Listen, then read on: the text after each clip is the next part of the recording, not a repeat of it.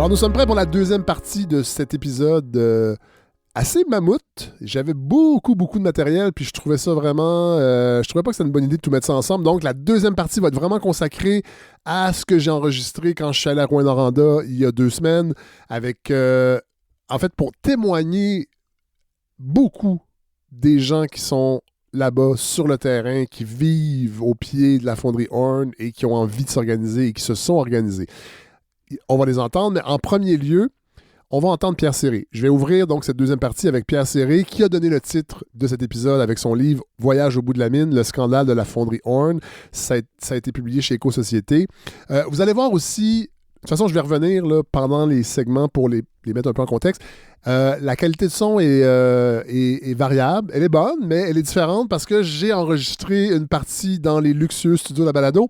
Il y a une autre partie qui a été enregistrée à Rouyn-Noranda-Nord, en banlieue. Vous allez voir quand Pierre Serré parle là, des terrains qui étaient contaminés. Bon, je l'ai su par après, mais j'étais là. Avec le segment des mers au front, bon, j'avais ma petite enregistreuse portative. Je pense qu'il y a un des fils, le mien, qui était défectueux. En tout cas, le son, j'ai fait de mon possible, là, mais c'était difficile d'unifier, en fait, tout le son. Puis il y a des segments qui ont été enregistrés aussi dans ma chambre d'hôtel du Quality Inn de Rouyn-Noranda avec cette même petite enregistreuse. Mais bon, l'ambiance, le son d'ambiance n'est pas tout à fait le même, mais ça ne sera pas la première fois, de toute façon, que le son, des fois, est changeant. Je travaille encore là-dessus, ça s'en vient, mais en même temps, je trouve ça le fun parce que ça fait une surprise aussi. Ça fait partie de la texture que ce projet offre. Alors voilà, on est prêt. On commence donc avec cette entrevue avec Pierre Serré.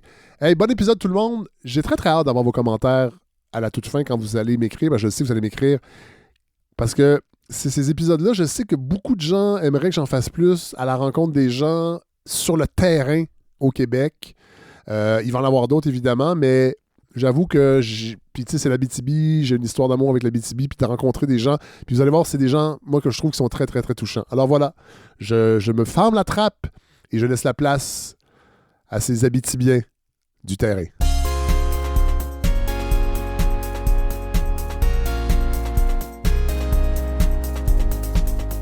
Pierre Serré, bonjour. Oui, bonjour. Vous êtes porte-parole. Est-ce que vous êtes encore porte-parole du Conseil national des chômeurs et des chômeuses? Oui, tout à fait. Vous avez travaillé dans le communautaire presque toute votre carrière. Une bonne partie, je dirais. Vous vous étiez présenté à la course, en fait, comme candidat dans la partielle. En 2014. Et dans la course. Et la course contre Pierre-Carl Pellado en 2015. On va en parler. Vous voulez en parler? Ben, ça veut Okay. dire, vous êtes ici pour un livre que vous avez publié il n'y a pas si longtemps. Une enquête, Voyage au bout de la mine, le scandale de la fonderie Horn. Vous êtes natif. Exact. Vous êtes natif de Rouyn. Oui. Ma mère aussi. Mes grands-parents sont arrivés là au milieu des années 20. Avant même que la mine soit creusée puis que la fonderie soit construite. Ouais. Dans le grand 1924, mouvement de colonisation qu'a connu l'Abitibi. C'était pas tant la colonisation, parce qu'il y a eu 2 grands mouvements de peuplement d'Abitibi-Témiscamingue, c'est-à-dire l'agricole. Oui. Le peuplement agricole à la fin du 19e siècle et au début du 20e siècle, dans certaines parties de l'Abitibi et du Témiscamingue.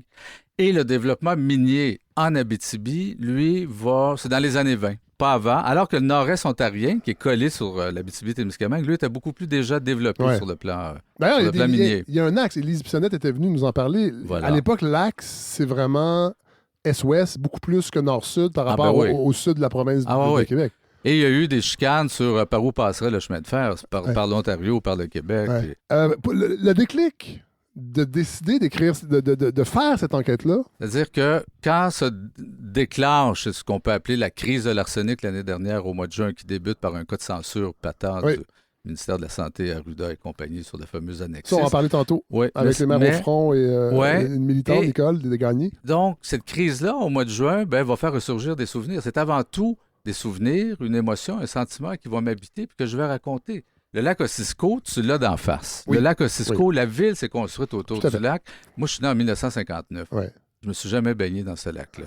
Ce lac-là est toujours contaminé. Puis quand j'étais petit... Et le premier contact, là, quand on n'est jamais arrivé à Rouyn, là, on arrive... c'est le lac. Puis quand on sait rien, on est comme « Wow! Un lac en plein centre-ville. » 3 km de long, 7 km de superficie carrée. C'est un grand lac. Quand vous arrivez pour la première fois à Rouyn, là, attendez avant de vous baigner. Oui. Posez des questions. C'est sûr. C'est sûr. Moi, j'ai jamais vu personne se baigner dans ce lac-là. Non. Et je suis né à 51, je me suis jamais baigné dans ce lac-là. Ce lac-là a toujours été contaminé. Puis quand j'étais petit, puis on construit une usine de filtration, j'avais 5-6 ans, on nous racontait, à nous, les enfants, les adultes se racontaient le même truc. L'usine de filtration, c'était pour décontaminer le lac. Puis un jour, dans quelques années, on pourrait s'y baigner. Et voilà. J'ai 64 ans aujourd'hui, je me suis jamais baigné là-dedans. Mes souvenirs, c'est la sirène de la fonderie Horn qui se déclenchait le vendredi midi. Ça, c'était comme s'ils nous annonçaient un bombardement, je te jure. C'était la boucane, c'était une épaisse fumée qui était puante. On disait que ça sentait les œufs pourris. Tout le monde rentrait dans leur maison, fermait les portes, fermait les fenêtres. Le vendredi. Fait que c'est comme si on faisait la vidange un peu de l'activité de la semaine. Probablement que c'est ça qu'ils faisaient. La vidange de l'activité de la semaine, puis ils pitchaient ça sur la ville. Pour nous, c'était normal. C'est les bouts oranges à perte de vue derrière la fonderie, à ce qu'on appelait Noranda Nord, mais à perte de vue. Et qui avait tué toute forme de végétation. C'était des troncs d'arbres pourris. On disait un sol lunaire. Nous, on pensait, dans la tête des enfants, que c'était des sables mouvants, fait qu'on ne s'approchait pas de cette affaire-là. On savait que c'était pas bon. Mais c'était les rejets toxiques, c'était les produits toxiques de la minière puis de la fonderie. Puis c'est toujours là. Ils ont juste recouvert ça d'un peu de tourbe puis de quelques arbres. Ils ont fait un terrain de golf sur ça. Jusqu'à quelle profondeur c'est contaminé, ces trucs-là?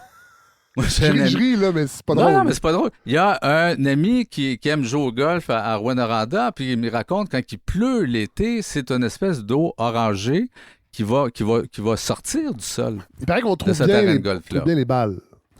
Orange sur blanc, là, c'est ça l'avantage. Donc, on commence vraiment avec l'histoire de Rouyn et Noranda. Vous vous rappelez que les premiers habitants, évidemment, c'était les Premières Nations. L'Abitibi-Témiscamingue, on a spolié les Anishinaabe de leur territoire. En fait. Les Abitibi-Winnik et les Témiscamingues, c'était deux bandes. Oui. Voilà. On les a dépossédés de leur territoire pour le développement, premièrement agricole, mais surtout minier par la suite. Et ce sont eux qui ont découvert les premiers qui avaient des gisements. C'est ce que des historiens ont trouvé. Même le fameux gisement de la fonderie Horn ou de la mine Noranda qu'on appelait à l'époque. C'est du cuivre. C'était du cuivre, de l'or aussi un peu, mais du cuivre beaucoup dans ce coin-là. Et c'est les Anishinaabe qui vont éveiller l'intérêt de gars comme Horn puis d'autres. Edmund Horn, donc, est prospecteur. On parle au début parce que c'est lui qui va acheter des terrains. Il va comprendre. Il va venir plusieurs fois dans ce coin-là, sur le bord du lac Otsiko.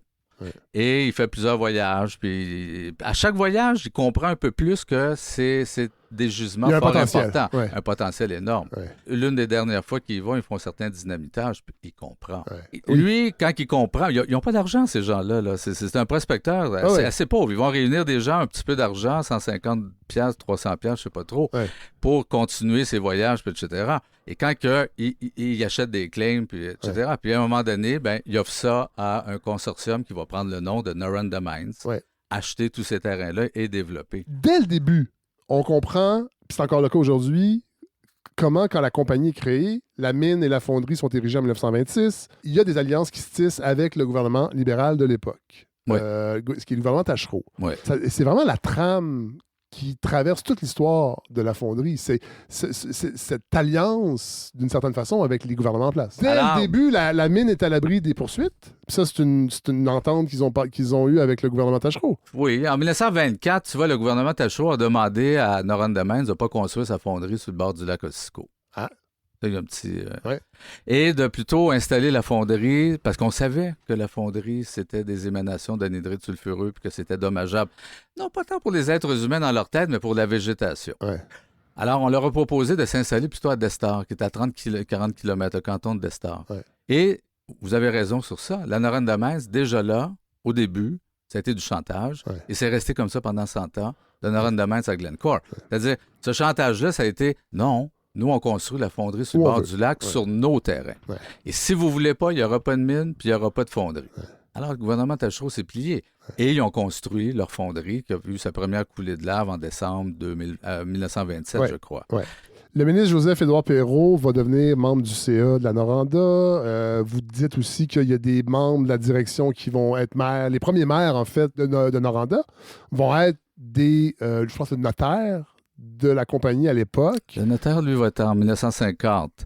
Mais le premier maire de Noranda, en fait, de la fondation de la ville en 1926-1927 jusqu'à 1967, c'est-à-dire pendant 40 ans, tous les maires sont, c'est une drôle d'expression, élus par acclamation. C'est les hommes de la compagnie. Ouais. Alors, le premier maire de Noranda, c'est le PDG de Noranda Mines, James Murdoch, qui habite à Toronto. Il va être le premier maire. Alors, lui, il n'est pas Noranda. Non. Et on construit la ville sur les terrains de la mine. Et après ça, Hybert, puis Carter, puis l'autre, puis le fameux notaire Hébert. Ouais. Frédéric Hébert, c'est tout un personnage, parce que Frédéric Hébert, c'est lui qui va écrire la loi constitutive de Noranda en 1926. Ouais. C'est lui qui va être secrétaire de la ville de 1920 jusqu'à 1950, qui va devenir maire de 1950 à 1967. C'est lui qui va signer des bails amphithéotiques entre la Noranda Mines et le gouvernement Duplessis en 1947 sur l'utilisation à profusion, à volonté de la mine Noranda, de la fonderie, pour tous ses besoins d'eau, c'est-à-dire à partir du lac du Faux. Ouais. Et depuis ce temps-là, je veux dire, la fonderie au Glencore aujourd'hui, ils gèrent un barrage sur le lac du Faux et ils puisent tout l'eau qu'ils ont besoin. Ça, c'est en 1947, puis ils payent un bail annuel de 1 300 $ pour l'utilisation du lac. Et ils payent, les derniers chiffres, c'est ceux de 2021, ils payent des redevances au gouvernement québécois en eau en 2021 de 21 000 $. Et pour puiser en 2021 toujours 8,3 milliards de litres d'eau pour leurs propres besoins. Et c'est eux qui fournissent l'eau à la ville. Et ça, c'est le bail amphithéotique qui le détermine. Puis le même notaire, Frédéric Hébert, devenu maire en 1965, il va cadrer la relation de l'eau entre la Noranda Mines et la ville de Noranda. Et on détermine que la ville qui reçoit l'eau de la Noranda Mines et encore aujourd'hui... Son eau potable? L'eau brute. L'eau brute qui arrive du lac par une canalisation de 3 km entre le lac du Faux et la fonderie. Elle arrive à la fonderie. À partir de la fonderie, il y a un split. La fonderie garde les 2 tiers de l'eau et l'autre tiers est envoyée à Rouyn-Noranda, à l'usine de filtration, et elle est vendue, cette eau-là, à Rouyn-Noranda. Et en 2021, ils ont vendu ça, je pense, pour à peu près 120 000 $. L'eau brute à Rouyn-Noranda. C'est fou. C'est un bar ouvert ici, le Canada puis le Québec, là, pour les minières. C'est un bar ouvert. Ce sont des prédateurs. Ce sont véritablement des prédateurs et qui se foutent complètement de la santé des gens et de la santé environnementale. Il y avait un reportage il y a quelques semaines à Radio-Canada qui pointait 600 sites miniers abandonnés dans le Grand Nord du Québec et hautement contaminés. Cela dit... Mais on n'en parle jamais. Qui crie? Qui dénonce cette situation-là? C'est les Inuits. Mais ils sont loin. Puis on les entend pas. Puis la Côte-Nord, puis on les entend pas. Puis la Abitibi, c'est loin. Puis la Gaspésie, c'est loin. Ça s'est toujours passé comme ça. Revenons à votre livre. Non, mais je veux rappeler la Noranda Mines. Il y a quelque chose que j'ai appris dans votre livre. Elle est présente non seulement ici, mais en Amérique du Sud, présente au Chili en 1971. Et vous rappelez dans votre livre que c'est la première. Oui, qui revient après le coup d'État du Chili. De Pinochet, qui lui-même va remercier la Noranda et les banques canadiennes dans son message à la Nation en 1978. Et probablement avant, parce que j'ai trouvé, c'était au moins cette annonce à la Nation. Ça n'a pas de bon sens. Non, ça n'a pas de bon sens. C'est incroyable. Non, ça n'a pas de bon sens. La Noranda Mines, c'est une des premières minières. Et les banques canadiennes. Rappelons-le. Mais du côté des minières et des mines de cuivre, la Noranda Mines, c'est une des premières minières à se réinstaller au Chili. Après la nationalisation par Allende du cuivre en 1971, la Noranda Mines, c'est l'une des premières à se réinstaller au Chili. Et ça a été comme ça. Puis au Nicaragua, puis ailleurs dans le monde. De ce petit groupe financier de Noranda à Noranda, dans les années 20, c'est devenu rapidement un empire multinational qui a des intérêts partout. Et là, il y a Glencore qui arrive dans le portrait. Parlez-nous de son fondateur, Mark Rich. J'ai fait un peu de recherche sur lui. C'est un personnage sulfureux. C'est un bandit. Tout à fait. C'est un trader. C'est un gars qui est prêt à vendre n'importe quoi et à acheter n'importe quoi en autant que ça soit payant. Alors, il jouait sur les embargos. Il achetait de l'un, il vendait à l'autre. Mais qui a été accusé de toutes sortes de malversations, de détournement de fonds, de délits d'initiés, d'évasion fiscale, de tout ce que vous pouvez il va fuir les imaginer. C'est parce qu'on veut le mettre en état d'arrestation. Et puis, il l'a su juste à temps. Il s'est enfui des États-Unis, s'est réfugié en Suisse. C'est quelqu'un qui avait 5 passeports, 5 nationalités, d'origine belge par sa famille. On fait fortune avec l'apartheid en Afrique du Sud, va vendre du pétrole de l'Iran pendant la crise des otages alors qu'il y avait un embargo. Va obtenir le pardon de Bill Clinton. Et dernier jour du mandat de Clinton. Et son épouse va donner 1 million à la campagne d'Hillary. Je trouve ça important. Non, c'est intéressant. Ouais, c'est des gens sympathiques. Parce que, bon, Mike Rich est mort, c'est d'autres gens qui ont pris la relève. Il y a même eu des petits coups d'État à l'intérieur de Glencore, mutinerie. Mike Rich a été tassé, on l'a racheté, on a racheté ses trucs. Mais Glencore est resté Glencore. Ouais. Et Glencore, l'année dernière, a subi des procès un peu partout dans le monde, en Amérique latine, en Afrique, en Europe, aux États-Unis, partout, condamné très souvent à des centaines et des centaines de millions de dollars de pénalités, encore pour ces trucs de détournement, délit d'initiés, évasion fiscale, corruption de toutes sortes. Et nous, au Québec, notre propre gouvernement ici au Québec, puis celui du Canada, subventionne Glencore. Oui. Subventionne Glencore pour la fonderie, pour moderniser, parce qu'il manque d'argent. Oui, c'est fou. Et là, vous vous rappelez dans votre livre, en 2022, Glencore, c'est 135 000 employés dans 35 pays, un chiffre d'affaires de 204 milliards. Ça, c'est le chiffre d'affaires. Hein. Évidemment, il y a des dépenses. Je ne sais pas comment il en reste en profit, mais... Il en reste beaucoup. Et aujourd'hui, Glencore Canada, corporation, a une adresse à Toronto et à Montréal, au cabinet d'avocats. Ça, c'est intéressant. McCarthy-Tétrault. McCarthy-Tétrault, où travaille Jean Charest. Oui. Où travaille aussi, puis ça devient très intéressant, puis c'est caractéristique de la collusion entre le pouvoir politique puis le pouvoir financier ou économique. Oui. À ce cabinet de McCarthy-Tétrault, qui est donc le domicile élu de Glencore Canada, donc ici à Montréal, il y a une avocate qui s'appelle Karine Joisel. Karine Joisel, plutôt. Oui. Karine, maître Joisel, l'année dernière, jusque-là, ça va. Elle a représenté son client Glencore dans des causes. Elle a le droit. Alors, elle a le droit. C'est une avocate, McCarthy-Tétrault. McCarthy-Tétrault, son client, c'est Glencore. Elle représente Glencore dans quoi? Donc, une cause qui l'oppose au Centre intégré de santé et de services sociaux de l'Abitibi-Témiscamingue. Mais aussi, et là, c'est important, une cause menée par des citoyens comme Marc Nantel, qui lui réclame par la Commission d'accès à l'information, puis a gagné le procès devant le tribunal administratif contre Maître Joisel, que la fonderie soit obligée à rendre public les niveaux de contamination des intrants, c'est-à-dire les fameux déchets industriels mondiaux qui arrivent à la fonderie et qui sont brûlés là. Alors voilà. Alors, Maître Joisel représente Glencore l'année passée, mais qui est Maître Joisel en même temps qu'elle représente Glencore? Elle est présidente du conseil d'administration de Recyc Québec. Recyc Québec, c'est un organisme gouvernemental qui relève du ministre de l'Environnement. C'est-à-dire, si tu regardes l'organigramme du ministère de l'Environnement, tu as le BAP et tu as Recyc Québec. Recyc Québec, c'est d'ailleurs ses bureaux dans un pavillon de l'UQAM. Tous les membres du conseil d'administration... Tous les membres du conseil d'administration de Recyc Québec sont nommés par le gouvernement. Donc, quand on a nommé... Fait qu'on le savait. On le savait, c'est sûr. Elle a été nommée en 2016. McCarthy-Tétrault, Maître Joisel, qui représente Glencore, on la nomme présidente du conseil d'administration en 2016. Et pendant que je fais ces recherches-là, puis que je trouve ces trucs-là, puis je fais mes petites recherches, elle est toujours présidente du conseil d'administration. Quand je publie le livre... On s'en va à Rwanda faire le premier lancement au début septembre. Je dis, moi, juste checker, voir Recyc Québec, c'est toujours là, etc. Toujours là. Non. Ah! Non. Et je n'ai trouvé aucune lettre de démission. Quelle magnifique collusion entre le pouvoir politique et le pouvoir financier. Parlons de la résistance. Parlons de l'organisation des syndicats, parce qu'évidemment, on peut se douter qu'assez tôt, il y a eu une organisation, en tout cas des tentatives des employés de s'organiser. Ce bout-là, on n'en parle à peu près jamais dans l'histoire. On va parler de Rwanda, de Horn. On parle jamais du mouvement ouvrier. C'est vrai. On parle jamais de ceux qui ont travaillé dans cette mine-là, dans cette fonderie-là. Ceux qui ont construit les premiers syndicats dans la clandestinité dans les années 30. Et ceux qui vont venir travailler à la mine, et plus à la mine qu'à la fonderie, c'est des immigrants. C'est des immigrants qui viennent d'Europe de l'Est, c'est des Italiens, c'est des Finlandais, c'est des Ukrainiens. Il y a une église ukrainienne à Rouen. Et ces gens-là viennent avec leur culture, leur langue, leur nourriture, leur façon d'être, mais aussi une culture politique. Même s'ils ne sont pas allés à l'école longtemps comme nous autres, ils ont une culture politique parce qu'ils arrivent d'Europe de l'Est. Ils arrivent à la fin des années 20 puis dans les années 30. Alors, c'est le socialisme. C'est des gens qui arrivent avec ces idées socialistes-là et qui vont fonder dans la clandestinité.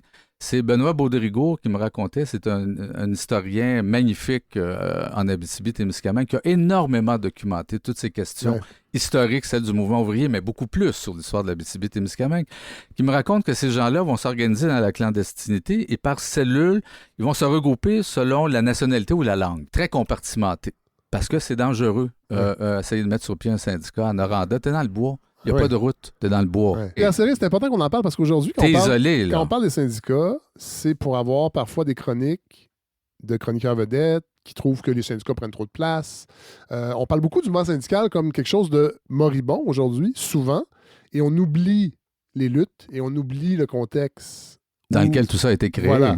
C'est important de le rappeler. Et l'une des premières revendications du syndicat, quand ils vont déclencher la grève des faux, je pense en 1934, c'est entre autres la reconnaissance, le respect du nombre d'heures de travail, puis de ne pas avoir à passer tant d'heures sous la terre non payées. Ouais.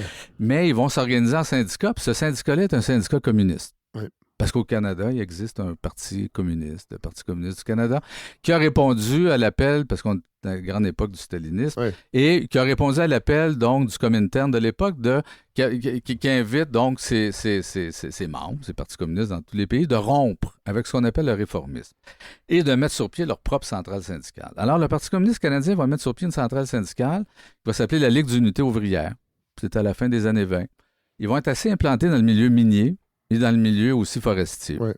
Et le syndicat, lui, qui se fonde à la mine Noranda, et c'est sûr, encore une fois, dans la clandestinité, c'est par des contributions volontaires, une adhésion volontaire, tu payes la cotisation que tu peux, etc. Mais il va réunir 400 travailleurs, 400 mineurs qui vont adhérer au syndicat, il n'y a pas de formulaire, il n'y a rien, là. Non, c'est ça. Tu bâtis comme ça. Et ils vont déclencher, ils vont chercher à négocier au tout début, ils vont aller présenter leurs revendications aux dirigeants de la mine en 1934. Je pense que plusieurs de ces revendications-là sont nommées dans le livre, mais c'est des choses très basiques. Oui, tout à fait.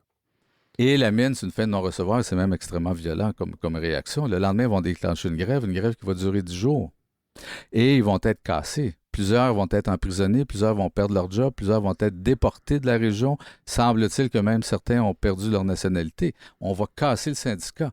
Et alors qu'à l'époque, en 1934, les immigrants sont majoritaires à la mine, puis une fraction très importante de la ville de Noranda, il y a un renversement parce que c'est à ce moment de la grève qu'on va faire rentrer les Canadiens français. Qui travaillaient souvent dans les compagnies forestières. Compagnies forestières, aux chômeurs, parce qu'on était à l'époque de la grande crise.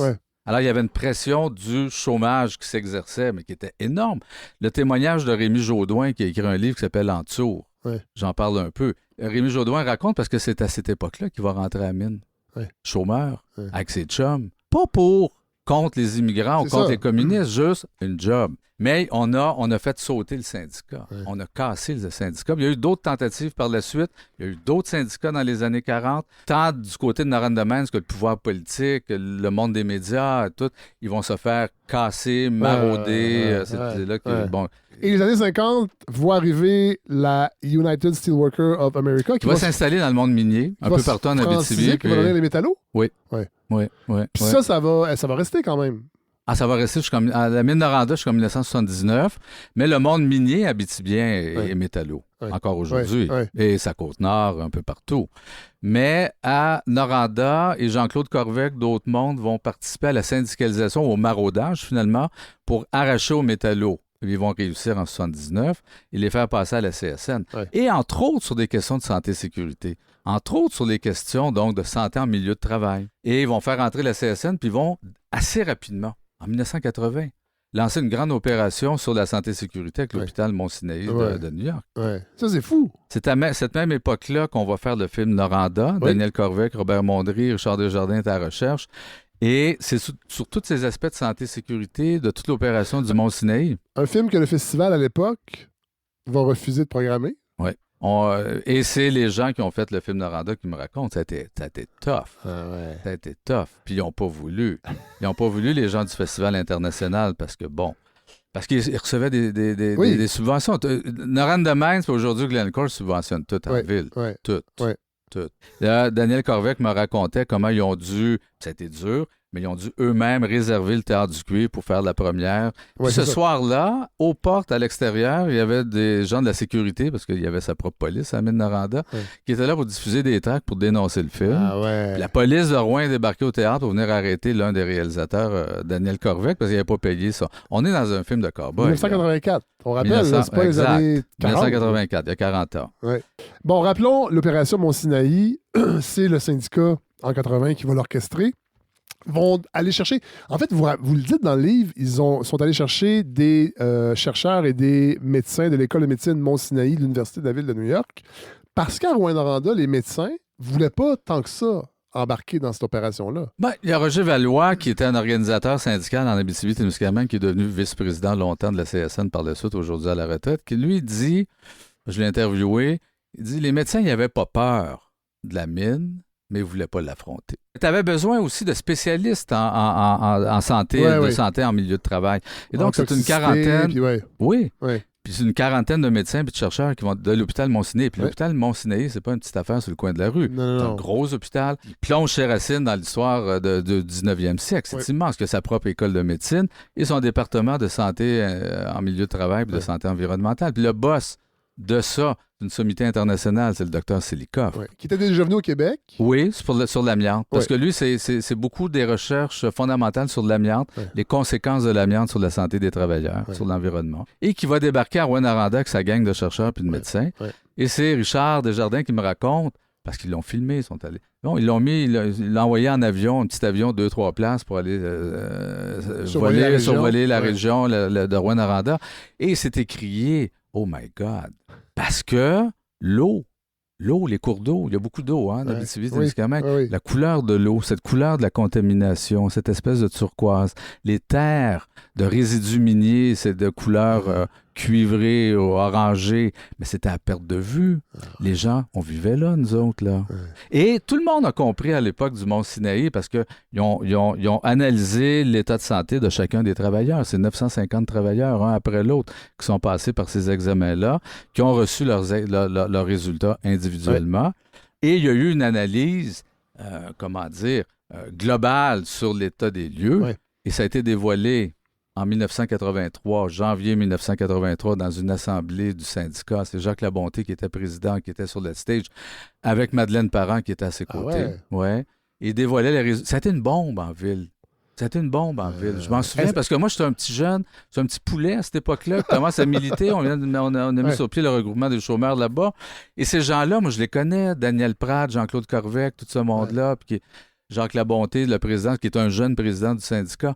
Et ils m'ont en quelque sorte beaucoup influencé, formé. Ce petit poulet que je suis a beaucoup été influencé, marqué par cette époque-là. Vraiment.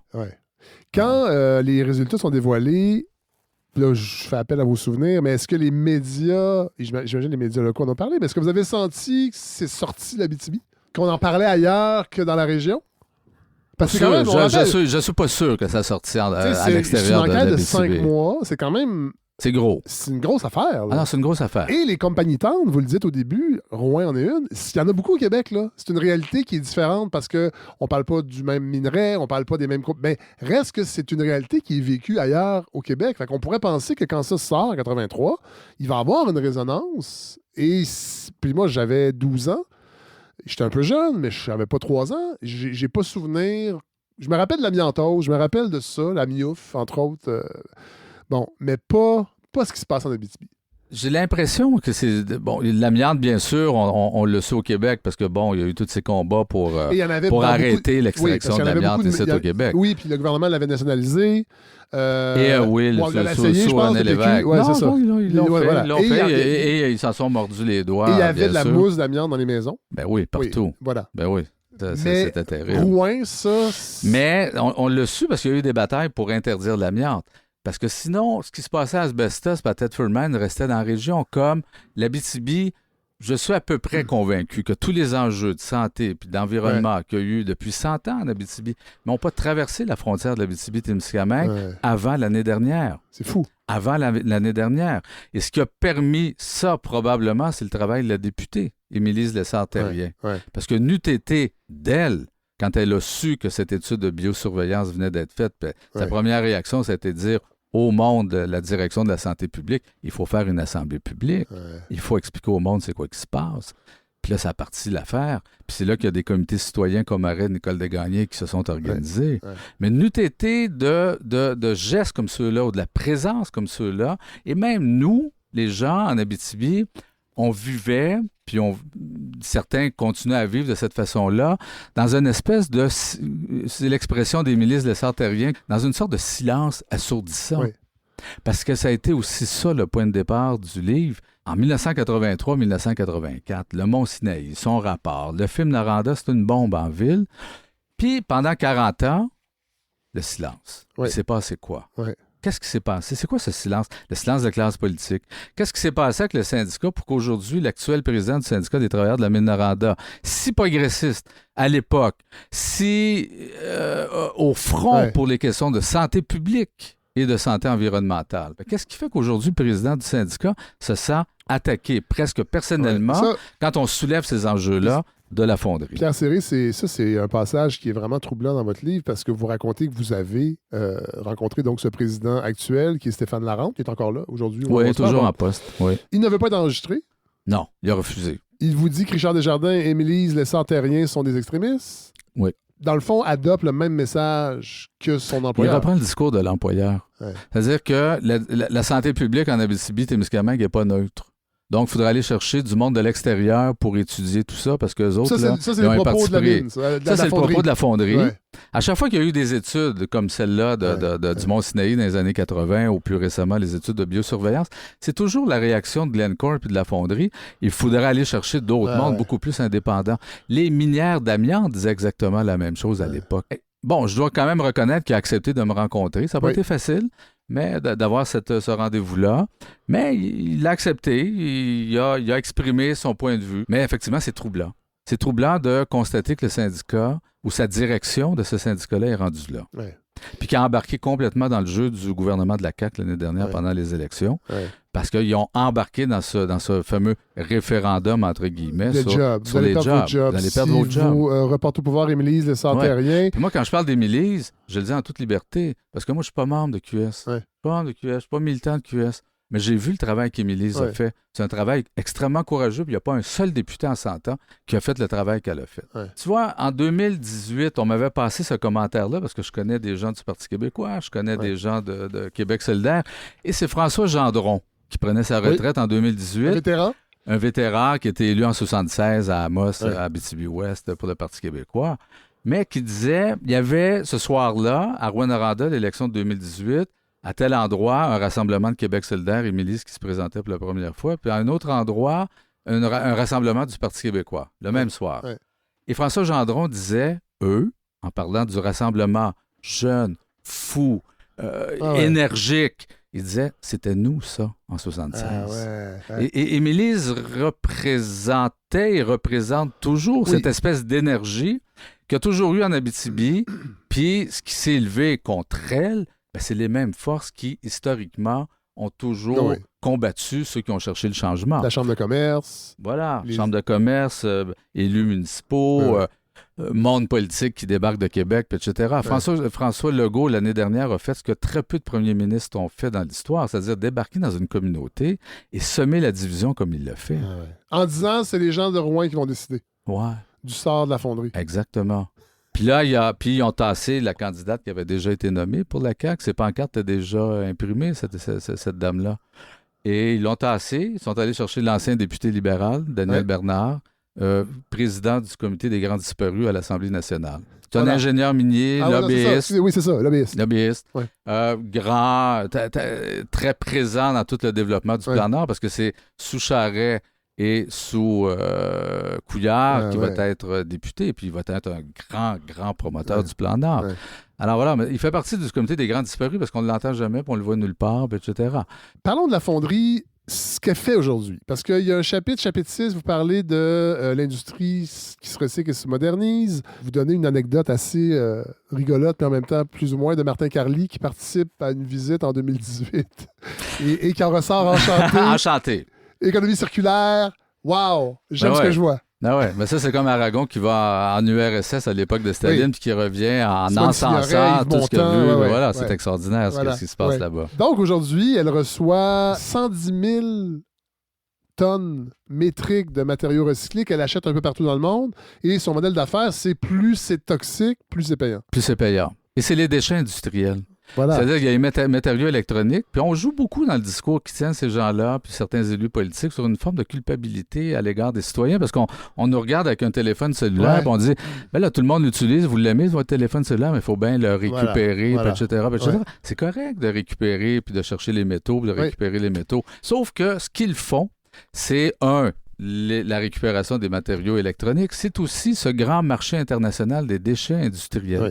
Ce que Martine Ouellette appelle la scrap, la super scrap. Oui. Et ça, c'est un marché international. Puis Martine Ouellette, quand je l'ai rencontrée, c'est à titre d'ingénieur de formation et d'ancienne ministre des Ressources naturelles, qui est probablement la seule, au cours des 50-60 dernières années, qui a vraiment cherché à confronter les minières sur la vieille loi des mines, sur les redevances minières, etc., puis qui s'est fait casser à l'intérieur de son propre gouvernement. Ouais. Mais qui me dit, il n'y a personne, puis c'est l'ancienne ministre qui parle, elle dit, il n'y a personne au gouvernement du Québec qui comprend comment fonctionne ce grand marché international des déchets industriels. Les gars de la fonderie m'ont raconté comment il passait, il y avait un préposé qui devait passer, un peu comme dans les films de science-fiction des années 50, là. Il passait une espèce de machine pour détecter le niveau de radioactivité de ce qui rentrait. Donc, il y a des déchets industriels qui sont à des niveaux de contamination qu'on ne veut même pas s'en approcher. Parce que, historiquement, ça a été un trio de 3 métaux qui étaient contaminants pour l'arsenic, le plomb, le cadmium. Et c'est toujours ces 3 métaux-là, métaux lourds, qui ressortent des études de biosurveillance. Mais ce qui ressort, et c'est ce que plusieurs chercheurs m'ont dit, c'est qu'aujourd'hui, ça doit être pire. Justement parce qu'on brûle toutes sortes de déchets industriels qui arrivent de Singapour, de partout, de je ne sais pas trop où, et on brûle ça, puis là-dedans, il y a plein de scrap. De cyanure, de thallium. Savez-vous c'est quoi le thallium? Moi, je ne le savais pas. Non. Je l'ai découvert en faisant ma recherche. Alors, le tableau périodique des éléments, quand on allait à l'école, cuivre, Cu, aluminium, Al, etc., thallium, c'est Tl. Alors, le thallium, c'est l'élément du tableau périodique qui est le plus toxique pour les mammifères. Et le thallium est pire que le mercure, puis a des propriétés qui s'apparentent au cyanure. Et la dose létale pour l'être humain, c'est 1 gramme. Et c'est un métal gris, mou, que tu peux couper au couteau. Okay. Les cours d'eau en Abitibi, le lac Ossisco est contaminé au thallium. D'autres lacs, d'autres cours d'eau sont contaminés au thallium. Il y a des chercheurs qui ont retrouvé dans le lichen jusqu'à 30 km à la ronde de Rouyn-Noranda du thallium dans le lichen. Le lichen agit comme une espèce d'éponge de ce qui se passe, des particules dans l'air. Et les fameuses terres rares, qui sont peu normées. Alors, tout ça vient s'ajouter à l'état de contamination puis de pollution dans lequel le monde doit vivre puis doit subir. Et on n'arrive pas à contrôler comme du monde, comme un gouvernement qui se tiendrait debout pour protéger ses citoyens, viendrait normer de façon assez sévère. Normalement, quand on décide de brûler ce genre d'affaires-là dans des fonderies, des smelters. En pleine ville. On va lire votre livre « Voyage au bout de la mine ». Il y a plein de choses qu'on n'a pas abordées. Je veux quand même que les gens lisent le livre. Sinon, ils vont faire « ben là, j'ai pas besoin ». Merci, Pierre Serré. Je termine, parce que là, vous avez dit tantôt, vous n'êtes pas membre de QS. Je ne sais pas si vous êtes encore membre du Parti québécois, mais vous vous êtes présenté à la chefferie, on l'a dit au début. J'ai envie de vous entendre, parce que cette semaine, Paul Saint-Pierre Plamondon nous donnait un aperçu de ce qui s'en vient par rapport à l'analyse du Québec d'aujourd'hui, de ce parti-là. L'immigration est responsable d'à peu près tout. Votre œil d'ancien candidat, comment vous voyez ça aujourd'hui, l'évolution d'un parti qui vient de gagner une partielle à Québec, qui semble remonter dans les sondages? Qu'est-ce que ça vous dit, tout ça? Il y a une dérive identitaire qui s'est installée au Québec depuis 2007-2008, à partir de l'ADQ, puis tout le tripotage qui s'est fait autour de cette crise à l'époque qu'on a appelé des accommodements raisonnables. Et comment le Parti québécois, aussi, en 2008, quand il s'est ramassé deuxième opposition, ils ont freaké. Et c'était la première fois depuis très longtemps, depuis 1973, qu'ils se ramassaient deuxième opposition. Ils ont vraiment eu peur. Et ils ont embarqué à pieds joints avec des conseillers comme Jean-François Lisée et d'autres dans cette dérive identitaire où l'immigrant devient la menace. La menace qui peut mettre en péril notre identité, mettre en péril la nation, etc. Alors moi, je voulais faire le débat avec ces gens-là. Alors, vous représentiez un peu l'héritage social-démocrate de et ce avec parti-là. Un programme progressiste, bien sûr. C'est-à-dire pour moi, le modèle québécois, ce qu'on a développé comme société depuis une cinquantaine d'années, est quelque chose de très valeureux, de vraiment intéressant, qui fait quelque chose d'unique en Amérique. Et je pense qu'on peut pousser plus loin ce projet, cette idée. Mais le Parti québécois a, pour l'essentiel, abandonné, je pense, à travers cette dérive identitaire. Et Paul Saint-Pierre Plamondon, il patauge dans les mêmes eaux que la CAQ. Là, il s'échange ça. Il y en a un qui baisse de 4 puis l'autre va augmenter de 4 mais en jouant sur cette même problématique à leurs yeux de l'immigration. Sincèrement, comment dire, il y a plein de mots qui me viennent en tête, mais c'est dégueulasse. C'est vraiment dégueulasse. Alors que le Parti québécois était un parti d'ouverture qui a été miné par des gens d'ouverture, des gens même eux-mêmes qui étaient au gouvernement du Québec, critiques avec certaines déviations possibles du nationalisme, tout en disant faut faire de notre peuple un pays, de ce Québec un pays, bien sûr. On est assez grand pour devenir un pays. Et je reste un souverainiste, mais avec tout le monde, bien sûr, et dans le respect de nos différences. Qu'est-ce que la démocratie? Sinon la diversité et la compréhension que tout le monde ne pense pas la même chose, tout le monde ne vient pas de la même place, tout le monde, donc, c'est la compréhension qu'il faut bâtir dans cette diversité. Diversité des idées, diversité des origines, diversité politique, c'est ça la démocratie. Et c'est un magnifique projet en même temps. Moi, je me situe là. Alors, bien sûr, je ne suis plus membre du Parti québécois. Et bien sûr, je suis critique avec ces gens-là. Bien sûr. Mais pour autant, je ne suis pas membre de QS. Déjà, à l'époque du Parti québécois, on me disait « Ah, tu devrais être avec QS. » Non, je ne suis pas avec QS parce que moi, je suis un social... voilà, bon. Et je suis un indépendant. On va dire ça demain. Pierre Serré, merci. Content de vous avoir rencontré. Je vais rentrer vos coordonnées dans mon gros Rolodex et on pourra vous rappeler éventuellement pour commenter l'actualité. Merci, super, Pierre Serré. Ça marche. Merci. Merci à toi. Bye.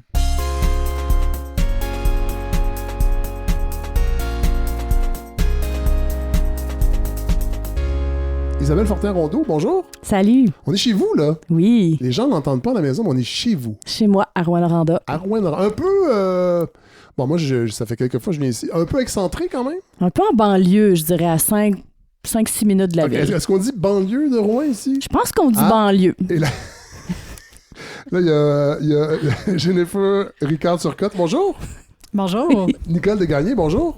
Bonjour. Là, on est ici parce qu'on a entendu Pierre Serré avec son livre. Et là, j'avais envie qu'on fasse une incursion sur le terrain, c'est-à-dire qui anime cette contestation, cette sensibilisation. Et je suis entouré de Mères au front. Et d'une représentante du comité arrêt qui est moi, Nicole Desgagnés. Nicole, vous allez déjà trop vite. Parce que c'est vrai que le comité arrêt... Bon, allons-y avec ça, parce que c'est antérieur aux Mères au front. Effectivement. Dites-moi ce que vous faites dans la vie. Moi, dans le fond, je travaille comme communautaire, mais c'est ça, en ce moment, je suis sur le chômage, donc c'est même pas une blague que je fais un peu ça à temps plein pour vrai. Jennifer? Moi, en fait, je suis mère à la maison, donc je suis vraiment mère au front à temps plein. Je suis à la maison avec mes enfants à qui je fais l'école. Oui, voilà. Et Nicole? Alors moi, je suis une retraitée. Oui. Retraitée à temps plein, qui est très militante de ce temps-là. Écoute, de formation, je suis infirmière. J'ai travaillé dans le réseau des CLSC, surtout comme infirmière puis comme cadre après. Et j'ai été à l'Agence de santé Régie régionale pendant 10 ans comme cadre pour l'organisation des services de toute la région. Contrairement à ce qu'on pourrait penser, moi qui étais dans le réseau, qui était en suivi de toutes sortes de choses, là, les mères avec des enfants qui avaient des retards de développement, puis tout ce que tu voudras, ça a été mon champ de pratique longtemps. Je ne savais pas cette histoire-là et cette réalité-là. Et j'ajoute que comme cadre supérieur dans le réseau de la santé à l'Agence de santé, j'étais à la même table que tous les autres directeurs, dont la direction de santé publique, et j'avais jamais entendu parler de cette contamination-là. Alors, j'ai quitté le réseau il y a 11 ans. Il y a 5 ans à peu près, là, quand on a eu les premières études sur les ongles, j'avoue que j'ai pété ma coche parce que je comprenais pas ce qui se passait. Je me disais, voyons donc. Mais pourtant, genre, la grande étude du Mont-Sinaï au début des années 80, ça avait quand même eu un retentissement, en tout cas, je crois ici. Oui. Ça, c'était clair, mais c'était les travailleurs, effectivement. Ça a été vu comme ça. D'autre part, moi, je suis arrivée à Rouen en 81. Je me suis impliquée à ce moment-là, puis mon chum aussi, du côté de l'anhydride sulfureux. Il y avait du soufre, là, ça goûtait la mine, tout ça. Il y a eu le CPRN, Comité permanent sur l'environnement, duquel on a été tous les deux impliqués, surtout mon chum. Moi, je me suis occupée des statuts et règlements. Ça fait que des affaires techniques. Donc, mais c'est important aussi. C'est important. Alors, le travail s'est fait de ce côté-là. Beaucoup de militance, beaucoup d'assemblées, beaucoup d'écrits, beaucoup de revendications. Et on a comme gagné. Bon, gagné, il faut le dire vite, parce que le gouvernement a payé à la fonderie une usine d'acide. Il y avait aussi de la pression. Ça, c'est le gouvernement qui a payé. Le provincial, 30 %, le fédéral, 30 %. Puis il y a eu un prêt du provincial, mais on n'a pas su qu'il a été remboursé. Ça, c'est un classique au Québec. C'est un classique. Un prêt, on ne sait pas trop si ça va être remboursé. Enfin, il paraît qu'ils l'ont remboursé un petit peu. Donc, effectivement, fait qu'après l'histoire de l'usine d'acide, comme on ne savait pas qu'il y avait autre chose... L'usine d'acide, là, c'est pas la fonderie. Là. Oui. OK. Oui, parce que là, ils ont récupéré le soufre, puis ils ont transformé ça en acide sulfurique. Fait que ça a réduit ce qui nous crachait d'en face de 80 quelques %, maintenant 98 % maintenant. Ça fait qu'il y avait ça a réduit. Fait qu'il y a eu comme une... Puis ça goûte, ça sent, puis tu le vois. Contrairement à l'arsenic, puis le plomb, puis le cadmium qu'on sent pas, puis qu'on voit pas. Ça fait qu'on avait l'impression que tout était réglé, là, tu sais pas. Parce que c'est vrai que souvent, en environnement, quand ce qu'on voit pas, ça n'existe pas. Puis c'est le discours en ville de plein de gens qui disent que c'était bien pire avant, pourquoi vous chialez? Dans le temps, c'était pire, mais c'est vrai qu'avant, admettons, les cours d'école, les enfants jouaient, puis quand il y avait une puff de soufre qui arrivait, il fallait qu'ils rentrent les enfants à l'intérieur. Fait que là, c'est des choses qui sont des contaminants qui sont invisibles. Fait qu'on l'entend beaucoup, les gens disent « Non, c'est avant c'était pire. » Puis on l'avait un peu acheté, Isabelle, je pense, d'autres aussi. Isabelle Fortin-Rondeau, ton militantisme, ou en soit, comment il s'est manifesté? Ben, dans ma vie en général, depuis toujours, là, je me suis impliquée en environnement, en plein de choses. Je suis une travailleuse du communautaire, je me suis impliquée pendant le printemps arabe, etc. Bon, disons, par rapport à la fonderie, depuis 2019 à peu près, là, je pense que c'est quand l'étude de biosurveillance est sortie, les données qui disaient qu'en moyenne, on avait 87 nanogrammes d'arsenic dans l'air. Je raconte souvent cette anecdote-là. On était devant le bureau du ministère de l'Environnement à Rouen, puis on était 12. Donc, probablement la famille de Jennifer et ses enfants, mes enfants, parce que je faisais l'école à la maison aussi. Nicole était là. Tu sais, on était un très petit noyau. L'étude de biosurveillance, c'est 2000... Elle a été faite en 2018, à l'été 2018, mais les résultats, on les commençait à les avoir autour de janvier-février 2019. Résultats individuels envoyés par la poste aux parents. Fait que, concernés, seulement. Et eux Est-ce que c'est Glencore qui a payé les 200 timbres? Ça doit être le gouvernement encore. Ça doit. Ah ouais, alors, OK, fait que c'était même pas... Non. Et là, ces parents-là reçoivent des lettres qui disent pas grand-chose, qui donnent le résultat de leur enfant puis le résultat de la moyenne à Amos.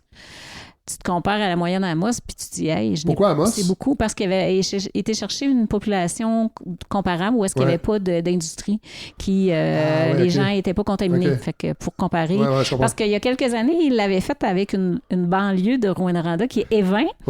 Et là, on peut plus parler d'une banlieue, parce que c'est vraiment un village avec la paroisse puis tout le kit. Et comme ils sont pas mal dans les vents, la différence n'avait pas été grande entre Rouen et Évin, mais ça n'avait pas été des tests, c'était des tests sur l'urine, pas très fiables. Et pas très précis. Pas très précis, en fait. Pas très précis, puis adapté plus aux travailleurs et non à une exposition chronique comme on a là. Parce que nous, c'est une exposition tout le temps. Parce que ça sent pas, ça goûte pas, tu le vois pas. Fait que ça, on revenait beaucoup là-dessus avec les gens qui disent que ça a beaucoup changé. Jennifer, donc toi, ton déclic de vouloir t'impliquer, ça a été aussi l'étude de biosurveillance? Oui, moi aussi. En fait, ça a été en 2019 quand il y a eu une assemblée publique dans laquelle ils ont révélé les résultats de l'étude de biosurveillance. Puis c'est sûr que je me suis pas impliquée de très près à ce moment-là, mais je participais à tous les appels de mobilisation là, que le comité Arrêt faisait. Mais réellement, mon implication de façon active et très intense, là, Isabelle le disait tout à l'heure, on ne fait que ça dans la vie, mais c'est arrivé lorsque il y a eu un avis de la santé publique là, qui parlait des taux de cancer qui étaient vraiment plus élevés, là, 30% plus à Rouyn-Noranda qu'ailleurs au Québec, 50% plus de maladies pulmonaires obstructives chroniques, puis des bébés de petits pois, 25% plus. Puis après ça, on a appris que les taux de cancer du poumon, ben, c'était connu aussi parce que ça avait fait partie du rapport de l'étude de biosurveillance, mais que le directeur de la santé publique de l'époque l'avait caché. Donc, moi, à ce moment-là... C'est-tu l'annexe 6? La fameuse annexe 6. Du docteur Arruda. Du docteur Arruda, oui. Parce que nous, on avait rencontré... Oui, c'est ça. Puis tous les appels à l'action dont les filles parlent, c'est un peu Arrêt au début qui était le leader de tout ça. Arrêt, c'est un sigle? Oui, Arrêt des rejets et émissions toxiques. Voilà. Donc, c'est un comité? C'est un comité qui est formé, alors beaucoup de parents, des médecins, des gens qui étaient impliqués dans le milieu. Ça fait qu'au départ, nous autres, ça a été de comprendre, là, ça se pouvait pas, cette histoire-là. Puis autour de la table, tu sais, il y a moi qui arrive du milieu, qui principe aurait dû être au courant. Puis tu as Pierre Vincette, qui est un néonatologiste qui s'est occupé des bébés de petits pots pendant toute sa carrière. Puis que là, il est face à ça, qu'il ne savait pas non plus. Ça fait qu'on est deux personnes. Moi, j'ai été impliquée dans d'autres groupes de femmes avant, puis d'autres choses, mais Pierre, jamais, c'est pas le genre à avoir été impliqué. Et là, on se retrouve à militer ensemble et à faire de la recherche, beaucoup de recherche. On avait des gens aussi du milieu des mines là, qui sont restés plus discrets, mais qui nous ont aidés à comprendre la documentation. Oui. Fait que ça a été le travail qu'on a fait au début, essayer de comprendre, y a-t-il des lois, y a-t-il des règles, puis qu'est-ce qui nous tombe sur la tête. Et éplucher les rapports de la fonderie, qui, j'imagine, sont construits pour qu'on en sache juste assez pour satisfaire les gouvernements, mais en même temps que ça doit être un peu opaque. C'est sûr que c'est incomplet. Par contre, quand ils ont vu qu'on comprenait des choses, ils ont commencé à caviarder. Ils sont en appel actuellement. Ou en novembre, 21 novembre, on va passer en cours parce qu'ils nous avaient donné... Fait qu'on ne sait pas tout encore. On ne sait pas tout encore. Isabelle, tantôt, tu disais, les gens ne nous croient pas, on sent pas, on goûte pas. Est-ce que c'est encore le cas? Est-ce que vous êtes mal perçus? Est-ce que vous êtes des empêcheurs de tourner en rond? On dérange plus les élus. OK. Les travailleurs de la fonderie, on répète encore et encore qu'on s'en prend pas à eux, qu'on les comprend, qu'ils ont un travail à faire. C'est sûr qu'ils se sentent menacés. De la population... Je te dirais que chaque semaine, chacune d'entre nous, on reçoit des messages, des courriels, des gens qui viennent nous voir dans un café, genre « Hey, merci, c'est important ce que vous faites. » C'est pas tout le monde qui a l'espèce de culture de sortir dans la rue, de s'engager dans des mouvements. Puis je pense que cette reconnaissance-là, on la ressent beaucoup. Là, elle nous est beaucoup témoignée. J'avoue, moi, j'ajouterais même qu'au début, même, je vous amène en juin 2019, où est-ce qu'on a lancé une pétition. Elle n'était pas en ligne, elle est papier. On est à l'entrée du Théâtre du Cuivre, on est à l'entrée du Petit Théâtre, on est dans les salles de spectacle et les gens se précipitent pour venir signer. J'ai jamais vu ça de ma vie. Là. Dans le temps de le dire, on a eu 3000 signatures. Fait que et la pétition visait quoi? Visait à ce qu'on respecte les normes. Tout ce qu'on demande encore.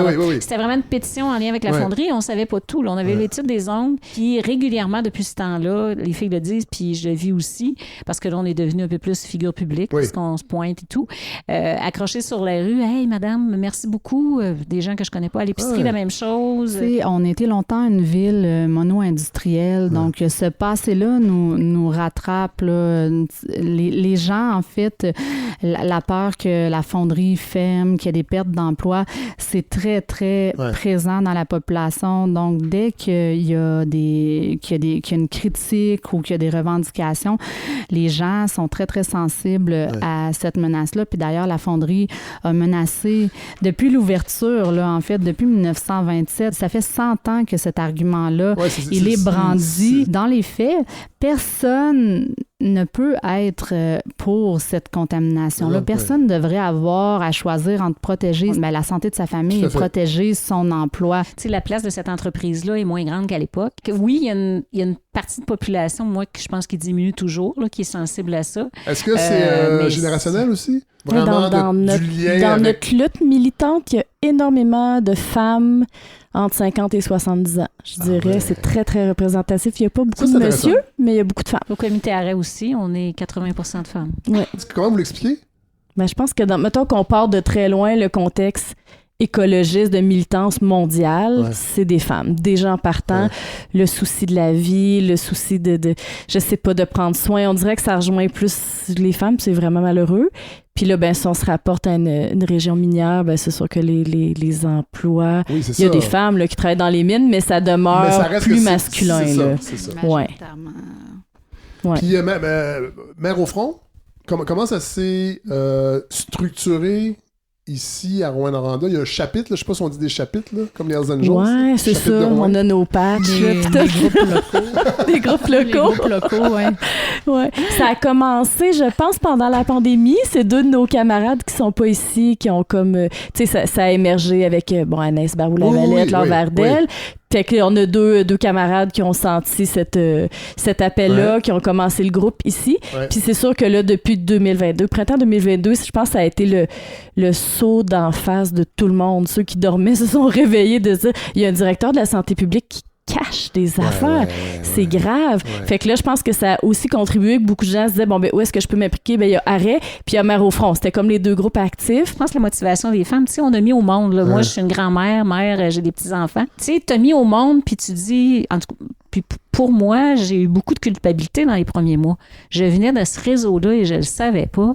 J'ai choisi Rouyn-Noranda, j'arrive de Sherbrooke. Ça fait qu'au début, là, c'est de la culpabilité. Tu dis, ça n'a pas de bon sens. Ou tu t'écrases, tu pleures, tu t'en vas.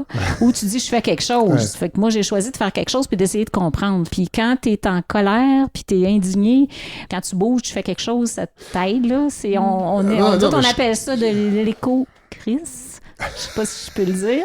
On fait pas d'éco-anxiété. De l'éco en crise. Mais en même temps, moi, je trouve ça vraiment beau. Évidemment, ça vient me chercher. Je suis quelqu'un à gauche. Mais j'ai l'impression qu'ici, c'est vraiment un combat inégal. C'est pas... c'est drôle, moi, ça m'a fait penser quand j'ai lu le livre Mégantic d'Anne-Marie Saint-Cerny. C'est pas la même chose, mais il y a plein de... Ça s'appelle le capitalisme. Je voulais le lire, moi, quand c'est arrivé. Oui, c'est ça. Mais c'est que puis ces gens-là qui étaient responsables ont eu des promotions, ont été nommés sur des CA, des politiciens qui ont fermé les yeux. C'est la même chose, là, avec ce qui se passe ici. Là. Exact. Moi, j'ai exactement la même chose. Il n'y a pas quelque chose de décourageant là-dedans? Ben, heureusement, sinon on serait pas ici. Là. Je sens que notre histoire est tellement grossière qu'elle devient un modèle parfait. Puis on le sent des militants, des militantes de partout au Québec. Le méchant, le gentil, tout est tellement clair. C'est très binaire, hein? C'est très binaire, puis quand, tu sais, puis je le fais toujours, on fait des présentations, là, on a une demi-heure, puis on explique, puis je mets toujours la photo de Mark Rich, là, le fondateur de Glencore. Il a une face de sale écœurant, c'est même pas... Fait que tu dis, c'est très clair que c'est des gens sans foi ni loi. Fait que oui, c'est énorme, puis on est un peu le cliché, là, David contre Goliath. En même temps, on sent... ben c'est ça, exactement. Puis on sent que au moins c'est clair ici, puis qu'on a cet espoir-là de dire, bon, gagnons la lutte, puis on sera un exemple de comment on fait pour renverser ça. Tu sais, l'industrie minière, l'extractivisme, on est face à une stratégie qui date de l'ère industrielle, qui a été 1001 fois bonifiée. Tu sais, nous, on a 24 heures par jour. Les forces sont vraiment inégales. Tu sais, ce qui arrive en ce moment, ce jour-là, où les gens se mobilisent, se réveillent, prennent conscience de ce qui se passe. La fonderie Hearne, elle le prépare depuis vraiment longtemps. Là. Les traces du colonialisme là, sont très, très fortes. C'est l'idée de l'accaparement du territoire. Ce qui a été prévu pour nous, c'est clairement, pour notre population, c'est d'être au service d'une grosse multinationale qui n'en a pas beaucoup d'égard à notre santé puis à notre milieu de vie. Là. Nicole, tu as parlé de la pandémie il y a quelques instants. Quand tu as revu le bon Dr Arruda en conférence de presse. Qu'est-ce qui te traversait l'esprit? Bon, rapidement, printemps 2019, les parents s'organisent, Arrêt se met en place. On entend dire qu'il y a eu une rencontre de sous-ministres de à peu près toutes sortes de ministères. On a eu un téléphone anonyme et on sait qu'il y a eu une rencontre pour essayer de retarder le résultat, retarder l'information. Ça fait que là, les parents du comité écrivent à la santé publique, poussent pour avoir l'information. Puis, on a une rencontre à l'automne qui se prévoit avec Dr Arruda. Alors, Dr Arruda a la gentillesse de rencontrer le comité Arrêt seul. Alors, nous sommes avec la direction de santé publique, 2-3 personnes de la direction, et le comité qui est formé beaucoup de femmes. Dr Arruda ne connaît absolument rien sur l'effet sur les enfants. Pierre Vincelette est là, il essaie d'expliquer qu'il y a un impact chez les enfants. Il n'y a pas d'écoute. Mais Dr Arruda, il veut faire le chummy avec tout le monde. Ah! Alors, c'est ça. Ça fait que nos deux porte-paroles qui n'étaient pas moi à l'époque. Écoute, quand on est arrivé, Mireille et Valérie avaient des blouses noirs et blancs là, qui se ressemblaient un peu. Alors, tout de suite, un commentaire sur les vêtements. Bon, on continue de jaser et là, on finit par dire la directrice de santé publique qui est là, elle me présente comme étant une ex-gestionnaire du réseau. Fait que là, elle dit, Nicole a déjà travaillé avec nous autres. Ah ouais? Puis vous habitez ici depuis longtemps? Oui, ça fait 40 ans. Ah, pas si mal conservé malgré tout, genre. Il y avait... C'est incroyable. Puis là, on se dit, qu'est-ce qu'on fait avec Steve? Moi, je réagis pas beaucoup parce qu'on est en début, c'est pas le temps d'y rentrer dedans. Là, je suis pas comme dans un bar en train de prendre une bière. Puis à travers ce qu'on explique, on dit que le quartier, dans le temps, peut-être que c'était des gens pauvres, non scolarisés, tout ça. Mais là, les gens qui sont autour de la table, j'ai fait remarquer à Dr Arruda qu'on est plusieurs femmes, puis qu'on est toutes scolarisées, on sait lire et on comprend les documents et on est inquiet pour la santé. Puis ils nous lâchent du genre, c'est fatigant des filles scolarisées. Mais voyons donc. Vous l'avez jamais entendu, celle-là? En tout cas, fait qu'on a complété notre rencontre, mais mettons que notre premier contact avec Dr Arruda n'était pas terrible. Fait que là, moi, j'insistais toujours pour que dans le document, ça soit écrit 3 nanogrammes. Puis ça, il voulait pas, il tenait son bout, puis là, il montait le ton. Et là, on s'en va à la réunion plus large, parce que la santé publique avait décidé de faire un comité de suivi où Arrêt était représenté, mais il y avait du monde de partout. Donc, les commissions scolaires, les gens de la fonderie, bon. Et là, Dr Arruda nous annonce d'entrée de jeu que l'annexe 6 ne sera pas dans le document parce que l'explication se tient pas pire malgré tout à ce moment-là. Il dit ça a l'air de faire un lien de cause à effet direct et on va en faire un document à part. Fait que là, ça, on a dit, bon, ça va faire, mais on attend le vrai document. Fait que là, tout l'automne, on a harcelé pour avoir le vrai document. On savait qu'il était supposé s'en venir, mais le document apparaissait pas. Moi, je suis infirmière, fait que quand je suivais la pandémie, je suivais ce qui se passait dans le monde, puis je suivais c'est quoi les mesures de précaution, etc. Et quand il est venu nous annoncer qu'un masque, ça sert à rien, puis qu'il se mêlait avec son masque, puis que c'était tout croche, là, ça a été comme la goutte de trop. C'était ridicule. Aucune crédibilité. Là, je me dis, mon Dieu, d'où il vient? Puis là, plus tard, tu apprends qu'il a fait ça parce qu'il avait peur que les gens utilisent trop les masques, qu'il en manquait. Mais tu sais, les gens sont capables de comprendre. Là. Oui. Je pense que la grande majorité a suivi les consignes. La grande majorité ne serait pas allée tout vider les armoires de masques. Fait que moi, je trouvais qu'on traite les gens comme des enfants. Oui. Et il porte un discours davantage de sous-ministre que de directeur de santé publique. C'est très décevant. Et on a appris aussi via les médias, via Thomas Gerbet, entre autres, que le Dr Arruda, lors de cette rencontre où il a demandé de retirer l'annexe 6, avait rencontré les dirigeants de la fonderie quelques heures. Surprise. On ne le savait pas. Fait que si vous l'aviez su, vous auriez... On n'aurait pas eu tout à fait la même attitude. Vous n'auriez pas donné de la bonne foi. Et est-ce qu'il est apparu finalement, ce document-là, tant attendu? Bien, il est apparu. C'est le document qui est arrivé finalement en mai 22, là, qui a fait réagir les gens, qui était beaucoup plus compliqué. Et en fait, qui contenait beaucoup plus d'informations, effectivement, qui allait plus loin, qui parlait des MPOC, des bébés de petits poids, d'espérance de vie, puis qui allait par quartier, puis qui a demandé beaucoup, beaucoup de travail aux gens de la santé publique. Ça a été parce qu'au Québec, on a un problème de données, on n'a pas, nous autres, le registre des cancers, puis tout ça. Il y a vraiment un problème de données, de sorte qu'ils ont dû faire ça presque à mi-temps là, pour essayer de sortir ces données-là. Ça fait que c'est un gros, gros travail. Ça va très, très bien. On parlait de Thomas Gerbet qui a fait une bonne job. Je sais qu'il n'est pas tout seul, là, mais bon, est-ce que les médias ici... On avait Thomas Dehaye. Le rapport? Toujours les Thomas. Thomas Dehaye, au début. Des gens qui doivent voir pour croire. Oui, hein, voilà. Les Thomas. Oui. Alors, ça, les Thomas. Fait que, avant que Thomas Gerbet s'en mêle, il y avait Thomas Dehaye qui était à Val-d'Or, qui c'était super intéressant, qui suivait le dossier, qui était à Radio-Can aussi. Alors, lui, il avait fait un suivi de beaucoup de choses, puis il s'intéressait beaucoup au dossier. J'ai l'impression que c'est peut-être nouveau dans toute cette mobilisation-là. En fait, il y a une expertise des militantes qui se développent et qui s'accumulent. Tout à fait. Puis ça, c'est un acquis qui va pas partir, là, au contraire, là. on n'a pas l'intention de lâcher, justement, parce que quand on regarde l'histoire, c'est un peu ça aussi, là. On n'avait pas l'impression qu'il y avait encore un problème. Ça a été longtemps, ça. Puis 2004, ça demeure pour moi un mystère. Là. J'ai fouillé beaucoup et je fouille encore et je vais finir par avoir des réponses, sûrement. Je ne comprends pas que le rapport de 2004, on ne l'a pas connu plus. Tout était là. Moi, quand je l'ai lu, j'ai dû le lire 10 fois, ce document-là. Il y a tellement de choses. C'est riche, c'est dense. Toute l'information est là. Puis j'ai vraiment tout regardé les journaux écrits de 2004 à 2008 et on n'en parle pratiquement pas. En fait, 2001-2002, il y a des gens du côté de Murdochville qui sont inquiets parce que Noranda a aussi une usine là-bas, sont inquiets pour la santé des citoyens, ils lèvent le flag, ils finissent par obtenir une genre d'enquête, là, si tu veux, du gouvernement. Et tant qu'à le faire, ils l'ont fait avec Rouen, qui était... il y avait 2 usines. Puis Murdochville a fermé pendant que l'étude se faisait. Donc, ça s'est concentré sur Rouen-Noranda, d'où le rapport de 2004, qui était fait par des experts de partout. Tu avais des toxicologues de l'INSPQ, tu avais des gens du ministère de la Santé et des Services sociaux, tu avais aussi du monde du ministère de l'Environnement, il y avait aussi des métallurgistes, des gens qui connaissent ça, tous les procédés, qui ont fait des recommandations très précises au gouvernement, qui disaient dans 18 mois, il faut que vous baissiez à 10 nanogrammes. En fait, ils disaient de baisser en 18 mois, puis après ça, de donner un plan pour se rendre à 3. En 2007, 3 ans après le 2004, ils ont permis 200. Fait que donc, 2004, tout était là. Fait que tout était là.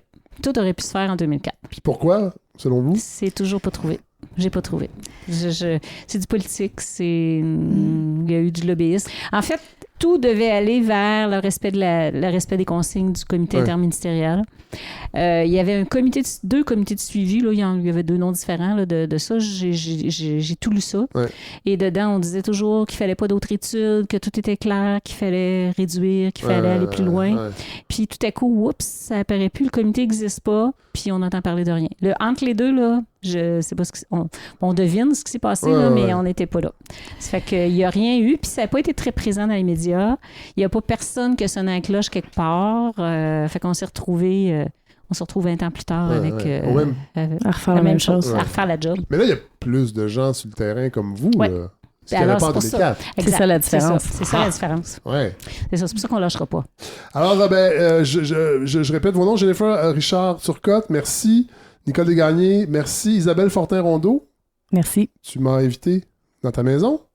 C'est quand même un beau geste. Ben, puis merci d'être là. On aime beaucoup pouvoir parler de ce qu'on vit tout le temps. Ça fait plaisir. Puis je pense qu'on va se revoir. On va faire un suivi. Espérons. C'est un dossier puis peut-être qu'on sera ensemble, une pancarte à la main, sur une rue de Rouen. Les gens sur le bord, on finit par les avoir, d'habitude. Merci. Ils finissent par flancher.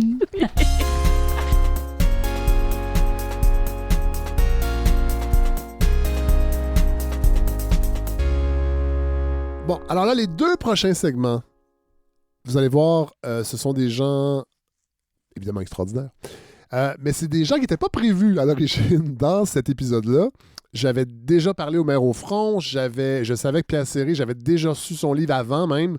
Donc, je savais que ces 2 segments-là étaient dans cette portion-là. Mais là, sur le terrain, le samedi soir, entre autres, le fameux souper du Festival de cinéma qui avait des airs de Le Temps des Bouffons, version 2023.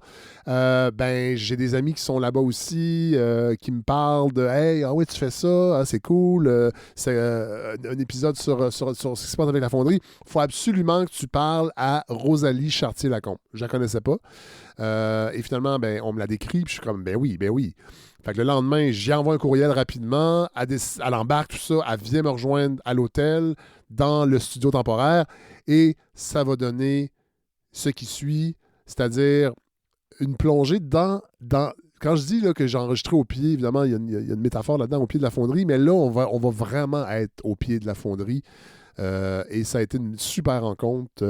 J'ai quasiment envie d'écrire un one-man show juste pour aller le présenter au Théâtre du Vieux-Noranda pour recroiser la route de Rosalie Chartier-Lacombe.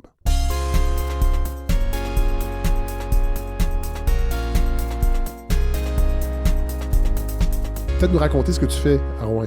En fait, moi, je suis directrice du Petit Théâtre du Vieux-Noranda, qui est à la limite de la zone tampon. Puis ce théâtre-là appartient à la troupe de théâtre Les Hybrides, qui a fait des pièces militantes et tout ça, donc qui est installé dans le quartier depuis 1988. Cette mission-là du théâtre, c'est du théâtre citoyen. Comment? Ben, ça a toujours été du théâtre, je dirais, engagé. Et là, avant, c'était plutôt moralisateur, mais de fil avec le temps, je pense qu'on est plus dans l'engagement avec la communauté. Ouais. Notre matière première, c'est notre territoire, notre communauté. D'ailleurs, on a fait pendant 5 ans une pièce déambulatoire qui s'appelait Manoranda, avec 100 bénévoles du quartier et des artistes professionnels où, soir après soir, on revisitait le quartier, donc une partie qui va être démolie, où se mélangeaient les étrangetés qu'on retrouve ou la mixité sociale qu'on retrouve dans ce quartier-là avec ce qui était mis en scène et ce qui était le fruit du hasard. Donc, des belles présentations, mais c'est un quartier qui est quand même particulier pour ça, sa mixité, sa folie, et qui a été conçu dans un utopie, un rêve. Ah ouais, OK, c'est ça. Fait que je veux vraiment que pour les gens qui sont jamais venus à Rouen, mais qui comprennent un peu que c'est pas juste quelques maisons qu'on va détruire pour faire une zone tampon qui va protéger le reste de la ville. Là. Il y a quelque chose de beaucoup plus fondamental à conserver derrière ça. C'est ça. C'est 200 familles qui habitent cette zone tampon-là, qui est quelques quadrilatères, là, de la fonderie jusqu'à l'artère principale de la Carter. Ouais. Et puis, c'est les maisons qui sont vraiment au pied, qui sont les plus proches et qui sont les premières qui ont été construites pour la ville de Rouyn-Noranda, qui va avoir 100 ans en 2026. Donc, la partie Rouen? La partie Noranda. Ah, OK.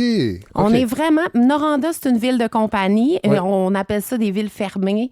C'est géré par la compagnie. Le boss de la mine, c'est aussi le maire de la ville. Voilà. Et Rouen, ben, c'est une ville ouverte, c'est-à-dire que c'est des gens qui viennent pour faire des affaires parce qu'il se passe quelque chose économiquement, mais qui n'ont pas l'aval de la compagnie. Parce que si tu veux ouvrir un commerce à Noranda, ben, il faut que tu ailles le stamp. Là. De Noranda. De Noranda, Mining, oui. À l'époque. Ne viens pas s'établir là qui veut. Et c'est principalement des ouvriers, des travailleurs et des gens qui ont un permis pour commercer dans ce quartier-là. OK. Donc, ça, c'est l'architecture. Donc, sur le plan architectural, c'est ça. C'est des maisons qui ont été construites par la compagnie à l'époque.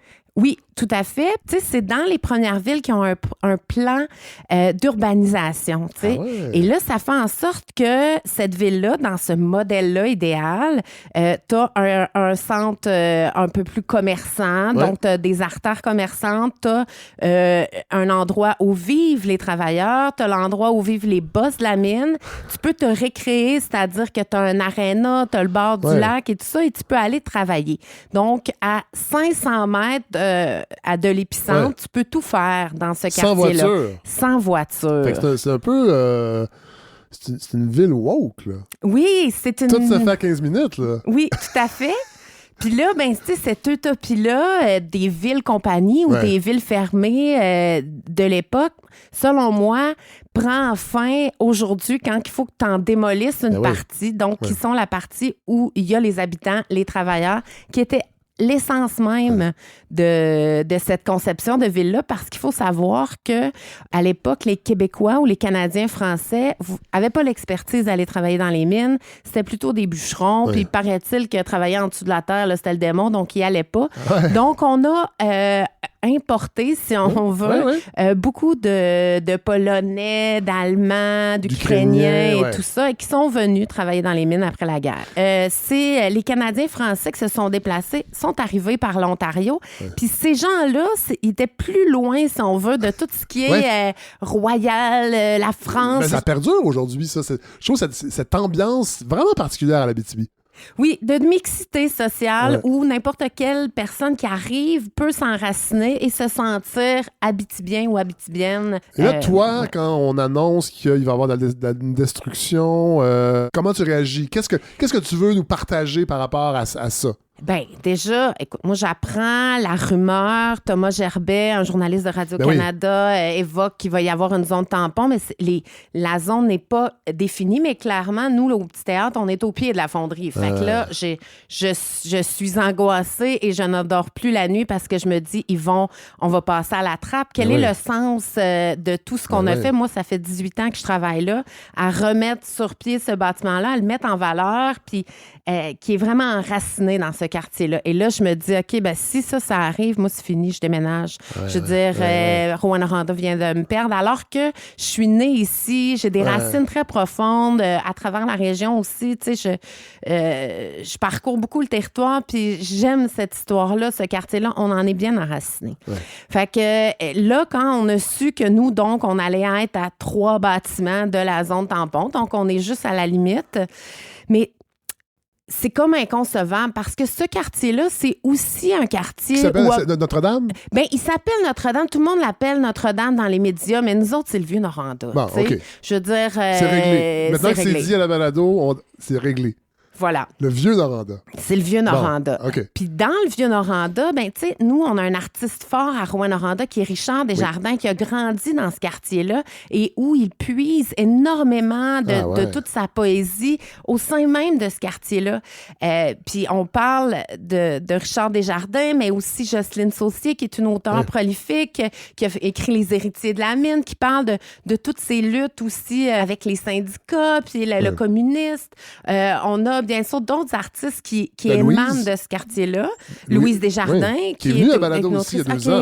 Ben oui. Fait qu'il est important, même si quand on arrive là, on n'a pas l'impression que c'est des maisons qui ont une grande valeur, mais moi, je le vois un peu comme un royaume. C'est-à-dire que quand c'est des villes fermées comme ça, il y a eu une réflexion comme un royaume dont il y a une unicité dans la façon de construire. Est-ce que c'est le même royaume que celui qu'Horace nous confie? Le royaume nous attend. Non, mais Horace, lui, il parlait surtout des terres. Ça, c'était... l'ancrage dans la terre. L'ancrage dans la terre. Puis au même moment où, dans le fond, nous, on est toujours à contre-pied, l'Abitibi-Témiscamingue, de l'économie parce qu'on est la valeur refuge, les métaux précieux. Et à l'époque, ça allait pas bien. C'était la crise économique et pour permettre aux familles de ne pas mourir dans les villes de faim, ils ont développé le plan Gordon-Vautrin en permettant aux gens de leur donner une terre et de donc se nourrir soi-même en Abitibi-Témiscamingue où ils gèlent même en été. Oui, voilà. Voilà. Donc, ce Vieux-Noranda-là, la destruction, est-ce qu'elle est confirmée? Honnêtement, elle est confirmée, oui, non. Moi, en fait, c'est comme si je pouvais pas encore y croire. C'est clair que c'est délicat parce que les gens qui habitent là, de dire non, je veux pas qu'on le démolisse, je veux pas que ces gens-là habitent dans un environnement pollué. Pas ça la question non plus. Dans le contexte actuel et culturel, dont je viens de vous nommer, mais actuel de la crise du logement, alors que c'est quand même assez invisible, mais on voit toute la société se dégrader, si on veut, l'itinérance qui augmente, l'inflation et tout ça. Et là, de penser qu'on va détruire 80 bâtiments, qu'on va envoyer ça dans un dépotoir, que c'est encore les citoyens de Rouyn-Noranda qui vont payer parce que leur dépotoir va être rempli plus vite et tout ça. Et là, dans le contexte actuel, il y a plein de promoteurs immobiliers qui transforment la ville en tous les petits appartements en mode Airbnb pour des travailleurs fly-in, fly-out, si on veut. Mais là, qui vont être payés par des entreprises qui ont les moyens. Ça ne dérange pas. Alors, ça va faire une pression à la hausse sur les loyers. Ça fait une pression immense. Alors, moi, je me dis, voyons les choses autrement. Il y aurait peut-être moyen de conserver ces bâtiments-là, de les offrir ou en tout cas, d'en faire des loyers pour accueillir des gens qui sont là de manière temporaire, sans enfants, parce qu'on sait que les enfants, c'est plus contaminant et tout ça. Et bien sûr, il faut réduire, dans le fond, la contamination parce qu'on ne s'en sortira pas. Parce que là, la fonderie, elle ne va pas disparaître. Elle disparaîtra pas. Il n'y en a pas des millions de fonderies dans le monde. Il va falloir apprendre à vivre avec. Absolument. Avec le respect des normes. Mais comment on réimagine une espèce de pacte social et fiscal entre la fonderie, la ville, les citoyens. Mais tu sais, je me dis, on parle à une multinationale. Oui. Il fait qu'il faut penser en multinationale, il faut penser en pacte fiscal. Puis tu sais, il faut savoir que la fonderie, il y a tout un bâtiment là, qu'on voit que moi j'appelle le château, qui est l'ancienne mine, qui est plus en activité depuis au moins 40 ans. Donc, genre à peu près l'année de ma naissance ou un an après. Et c'est encore là, c'est très contaminé et la fonderie ne l'a jamais démoli, ni décontaminé, ni tout ça. Donc, le jeu fiscal entre la municipalité puis la fonderie, c'est que la fonderie essaye le moins possible de moderniser ses installations pour payer le moins possible d'impôts fonciers. Donc, il y a cette guerre-là qui est menée année après année entre les comptables de la fonderie puis le bon. Et tout ça. Et ils arrivent à bien négocier à chaque fois. Et moi, ce que je me dis, c'est que, bon, premièrement, il faudrait qu'il y ait qui payent plus cher de taxes foncières s'ils ne modernisent pas. Parce que là, on va être pris avec les résidus. Là. Si un jour, ils ferment, puis ils n'arrêtent pas de menacer de fermer à toutes les fois qu'on veut changer une loi ou on veut leur donner un peu plus de responsabilité sur ce qu'ils font à l'environnement. Donc ça, c'est la première chose que je pense qu'il faut revoir, ce pacte fiscal-là sur l'impôt foncier. L'autre, c'est que j'ai rencontré notre bon ministre Charest de l'Environnement, puis il était content de me dire que avant, à chaque infraction environnementale, la fonderie payait 10 000 $, et là, c'est comme 1 million de dollars. Puis là, il était très fier. Je dis, bien, parfait, mais où va-t-elle cet argent-là? Bien, elle va dans le coffre du Trésor. Fait que, globalement, ça sert à financer plein d'autres choses. Mais moi, je pense qu'il faut absolument que ces sommes-là soient réinvesties pour dépolluer. Puis, localement, donc, il faut que plus tu as d'infractions, plus cet argent-là va dans des projets qui vont dépolluer localement. Un autre facteur qui, selon moi, est important, mais tu sais, c'est ce qui fait que il y a comme un omerta, là, tu sais, c'est qu'on est tous un peu financés par la fonderie. Les gens de la fonderie, les cadres, sont tous un peu installés dans plusieurs organisations parce qu'il y a un programme à la fonderie qui leur permet d'avoir des heures rémunérées quand ils s'impliquent dans la communauté. Et ça fait en sorte qu'on est tous un peu mal à l'aise. Alors, moi, ce que je propose, c'est que pas seulement la fonderie, mais l'ensemble des minières, qu'on crée un fonds, que ça soit normé et qu'ils doivent obligatoirement remettre ces sous-là dans un fonds qui va être géré par la collectivité où on va décider, nous, à quelle organisation, je veux dire, nous, collectivement, on remet les sous, mais surtout, absence de visibilité. C'est-à-dire que la fonderie n'a pas besoin d'avoir Glencore, ils vendent du cuivre, là, c'est de l'industriel. Oui, ils ont besoin d'acceptabilité sociale, puis c'est pour ça qu'ils achètent ça. Mais ils sont peut-être pas obligés de présenter une pièce de théâtre militante et une commandite, mettons, dans un petit théâtre d'une zone tampon. C'est cela. Étonnamment, on essaie de voir, nous autres, on est financés par la fonderie depuis nos débuts. Et là, ben là, on l'est plus. Mais là, écoute, ils nous ont dit qu'il y avait d'autres projets et tout ça, il n'y a pas de problème, mais on redépose pour être sûr là, de confirmer que c'est vraiment... Est-ce que ça a un lien sine qua non? Mais peu importe, tu sais, nous, on se permet de prendre la parole au petit théâtre parce que le financement que la fonderie nous accorde, certes, il est important, mais en pourcentage de toutes nos activités, c'est marginal. Puis il ne peut pas vous empêcher de dénoncer, de dire des choses. Ça peut pas juste être, je sais pas c'est quoi les montants, mais c'est sûr que c'est ridicule par rapport au tort que cette fonderie-là cause. C'est 10 000 $, nous autres, qu'on recevait. Je veux dire, bon, pour 10 000 $. C'est 3 fois plus que la balado que j'ai refusé aussi pour plus être pogné là-dedans. On coupera ailleurs. Mais tu sais, on est nos propres autocenseurs et c'est ça qui est difficile à Rouyn-Noranda parce que c'est tellement ancré en nous, puis on est toujours aussi conscient qu'on a nous-mêmes profité de cette économie-là florissante, du fait que, tu sais, c'est pas pour rien qu'on a beaucoup de festivals, d'événements et tout ça. C'est qu'on a aussi des leviers financiers importants à cause de l'industrie minière, paraminière et tout ça. Donc, et il n'y a pas de différence de classe sociale entre les riches et les pauvres ici, entre guillemets, dans le sens que c'est principalement tous des néo-riches. Et donc, c'est des gens qui sont nés pauvres, qui, dans l'espace d'une vie, se sont mis riches. Donc, la tissu social est quand même assez homogène. Un dernier mot? Si on peut ajouter quelque chose, c'est vraiment un exposé tout à fait clair. Ben, moi, je pense que Rouyn-Noranda peut être un exemple au niveau mondial. Tu sais, on a, ça fait plus de 100 ans qu'on est dans une économie industrielle très financiarisée, tout ça. Mais là, le pacte entre l'environnement, l'économie et les citoyens doit être revu. Et je pense que ça peut servir d'exemple et même de voie à suivre ou de petits combats qui peut, après ça, être appliqué dans d'autres villes industrielles. Où Glencore est installé, c'est-à-dire des trentaines et des trentaines partout dans le monde. Absolument. Commençons par ça. Puis, tu sais, dans l'histoire des militantes de Rouyn-Noranda puis des travailleurs de la fonderie, tous les petits gains qui ont été faits par les travailleurs de la fonderie, après, c'est devenu la norme dans l'industrie minière. Donc, on est comme... Ça, c'est une norme qui ne doit pas baisser. Non, c'est ça. Celle-là, il faut qu'elle grandisse. Voilà. Hey, merci, vraiment. Merci, Fred. Je suis très content de t'avoir rencontré. Ça me fait plaisir aussi.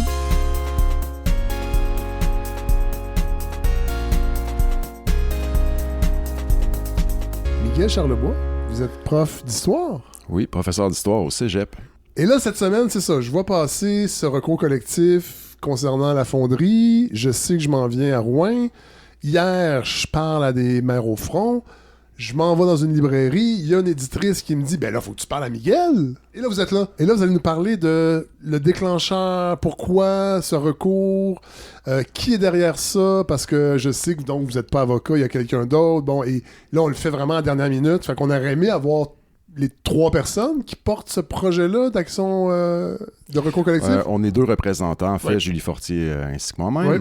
Je vais avoir de la difficulté à faire une histoire courte, Fred, je le dis tout de suite. On a du temps. Oui, ça c'est la beauté de la balado. Donc, moi, je viens de Rouyn-Noranda. En fait, je suis Rouyn-Norandien de 4e génération. Mon arrière-grand-père est venu dans les tout débuts pour travailler, d'ailleurs, pour la fonderie, à installer cette fonderie. Ah ouais. Presque un siècle plus tard, me voici revenir, en fait... après un séjour aux études à l'extérieur, revenir dans la ville de Rouyn-Noranda, puis m'y installer, trouver un emploi que j'adore, 2 enfants. Que vous adorez aussi? Que j'adore aussi, bien entendu.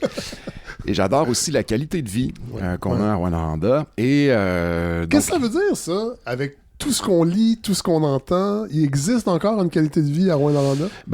Oui, la qualité de vie, notamment, c'est sur le plan culturel, entre autres. On connaît tous le dynamisme de Rouyn-Noranda, puis c'est le festival, tout ça. On peut même l'élargir à l'Abitibi, je trouve, en général. Oui, de plus en plus. Oui, vraiment. Puis, ne serait-ce que d'accéder à plusieurs services aussi, c'est assez facile. C'est une ville qui est petite, puis ça, c'est comparable, en effet, à d'autres villes de région. Tout à l'heure, Fred, j'ai tenté d'aller vous rejoindre à l'autre bout de la ville.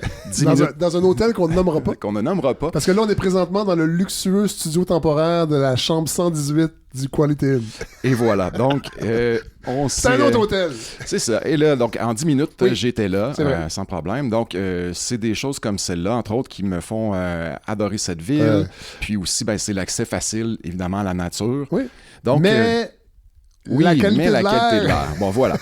Donc, tout ça vient un peu se gâter, je vous dirais, au moment où, en 2019, on commence à parler de l'étude de biosurveillance. Ça, on en a parlé avec les maires au front. Bon, donc je ne vais pas faire un rappel, mais évidemment, je suis... ça vous interpelle, évidemment. Outré, en fait, mais à cette époque-là, je me dis, on a une députée à l'époque qui est Émilise Lessard-Terrien, qui joue son rôle de députée, qui talonne le gouvernement.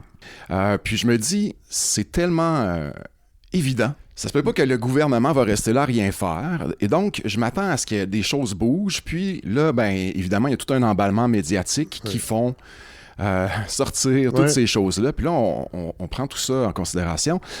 Et moi, à cette époque-là, en fait, je me suis séparé, j'ai un nouvel enfant, j'ai une nouvelle conjointe qui est venue me rejoindre de l'extérieur, moi qui lui a vanté cette fameuse qualité de vie. Là, de plus en plus, on commence à se dire, visiblement, il y a des dangers. Puis là, on reçoit d'ailleurs des directives de la santé publique, puis ça aussi, vous avez dû en parler avec d'autres, mais évidemment, on nous propose de faire des gestes simples je sais. Pour nous protéger. Dans le livre de Pierre Seri, il met des exemples, là, puis c'est ridicule. En fait, c'est de faire porter aux individus la responsabilité de l'incurie d'une multinationale. Exactement. Puis moi, je me dis aussi, OK, là, c'est peut-être juste la pointe de l'iceberg, sachant la santé publique quand même, conservatrice, elle veut pas avoir un ton alarmiste, tout ça. Elle nous dit ça comme si c'était anodin, poser des gestes simples. Mais là, tu te dis, OK, là, il y a quelque chose... en arrière. Par la suite, on tombe en campagne électorale. Là, évidemment, tout le monde est très fébrile. C'est un enjeu électoral dans la circonscription. Et il y a beaucoup de... il y a des craintes, évidemment, des craintes assez traditionnelles, pour pas dire dans l'ADN de Rouyn-Noranda, mais cette fameuse crainte que la fonderie ferme si on est trop dur avec elle. Donc, c'est un enjeu. Puis, je vais toujours m'en souvenir. François Legault qui vient sur les ondes de Radio-Canada à Des Matins en Or et qui dit, c'est personne qui va décider, là, c'est pas les gens de Montréal, c'est pas des... Ah oui, ça, je me rappelle. Là, ça, c'est les gens d'ici. C'est les gens qui vont décider. Et à ce moment-là, il y a déjà une consultation qui est mise en place par le ministère de l'Environnement. Donc, une consultation sur le fameux plan ou la future attestation. Un plan qui est monté, évidemment, toujours, là, c'est main dans la main avec la fonderie. Donc, on dit, qu'est-ce que vous pensez pouvoir proposer? 15 nanogrammes dans 5 ans, d'accord, on va avec ça. Ouais. On le présente à la population. Puis, éventuellement, ça sort. Donc, on voit qu'il y a un rejet de cette proposition-là. Mais pourtant, en mars 2023, là, on nous arrive avec la nouvelle attestation, avec 3 mois de retard. Et là, on nous dit 15 nanogrammes dans 5 ans. 3 nanogrammes, on laissera la fonderie nous soumettre un plan pour nous dire quand est-ce qu'elle pourra l'atteindre. Ouais. Et en plus... 3 nanogrammes, c'est le seuil acceptable. C'est la norme. C'est la norme. C'est la norme en vigueur partout au Québec, sauf à Rouyn-Noranda. Et puis là, en plus de ça, on ajoute une zone tampon. La population est pas protégée là, par la nouvelle attestation. Ouais. Et là, on va déporter des citoyens sous prétexte là, qu'on a leur santé à cœur. On est en pleine crise de logement. Le taux d'inoccupation à Rouyn-Noranda, comme à bien d'autres villes au Québec, est au plus bas. Ouais. C'est une mesure quasiment impossible à appliquer à moyen terme, puis qui ne protège pas évidemment l'autre bord de la ligne. C'est peut-être 4 terrains de soccer là, sur le bord de la fonderie, comme si l'autre bord de cette limite-là, tout était correct. Ouais. Alors là, moi, je suis complètement atterré et je ne peux pas croire qu'en 2023, au Québec, un gouvernement prenne une décision pareille en ne tenant absolument pas compte, sans aucune vue d'ensemble, puis en fait, qui vient complètement nuire à la ville. Ouais. Alors là, j'étais désespéré. Je suis allé prendre position. D'ailleurs, je suis allé au conseil de ville faire part de mes inquiétudes pour, justement, la santé économique, sociale de la ville. Comment on peut attirer des infirmières, des enseignantes. Là, je me dis, quel mépris de la population. Évidemment, il y a toute la communauté qui se mobilise. Il y a des marches, il y a des représentations politiques, il y a des représentations au conseil de ville. Puis ça bouge pas, puis on sent qu'on est fermé. Et puis là, tout bonnement comme ça, alors que je sais pas quoi faire, il y a Marie-Ève Maillé qui arrive, puis de nulle part, puis qui me dit, voilà, on cherche un représentant pour aller en action collective. Qui est Marie-Ève Maillé? Marie-Ève Maillé, c'est une sociologue, et maintenant étudiante en droit, et elle a été connue notamment à l'affaire Maillé, donc j'invite les auditeurs et auditrices à aller vous informer là-dessus. Faites vos recherches, comme dirait Lucie. Mais donc Marie-Ève Maillé a quand même trempé dans une affaire, justement fait face à une compagnie qui voulait la forcer à dévoiler des informations confidentielles qu'elle avait dans le cadre de ses recherches. Donc moi, je la connaissais évidemment de nom, je parle régulièrement de Mme Maillé à mes étudiants en méthodologie de la recherche.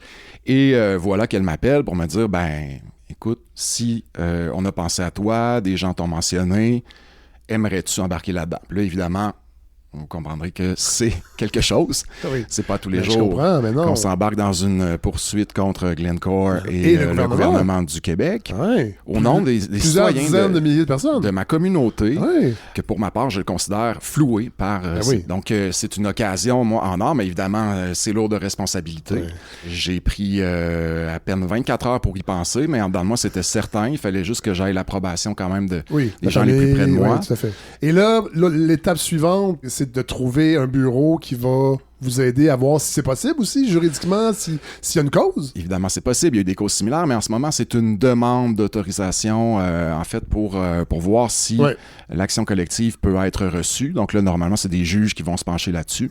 Puis, si c'est accepté, là, on va entreprendre, évidemment, le procès. Puis, qu'est-ce que vous demandez?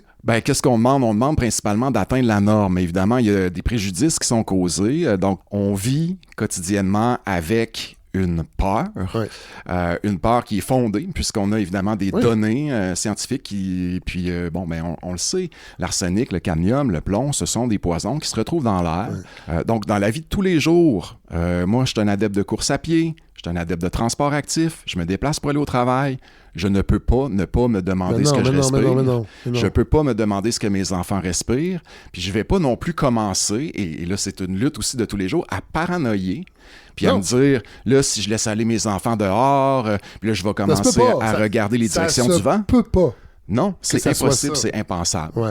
Donc, il y a des avis jurisprudentiels. Moi, j'ai rien à voir là-dedans. C'est vraiment les avocats qui se penchent là-dessus, qui font l'analyse de différentes causes. Ce recours-là, s'il est accepté, forcerait la fonderie à abaisser ses émissions. Ben d'abord, la fonderie n'aurait pas le choix de dédommager les citoyens si l'action collective est remportée. Et par la suite, donc, en admettant sa faute... Oui.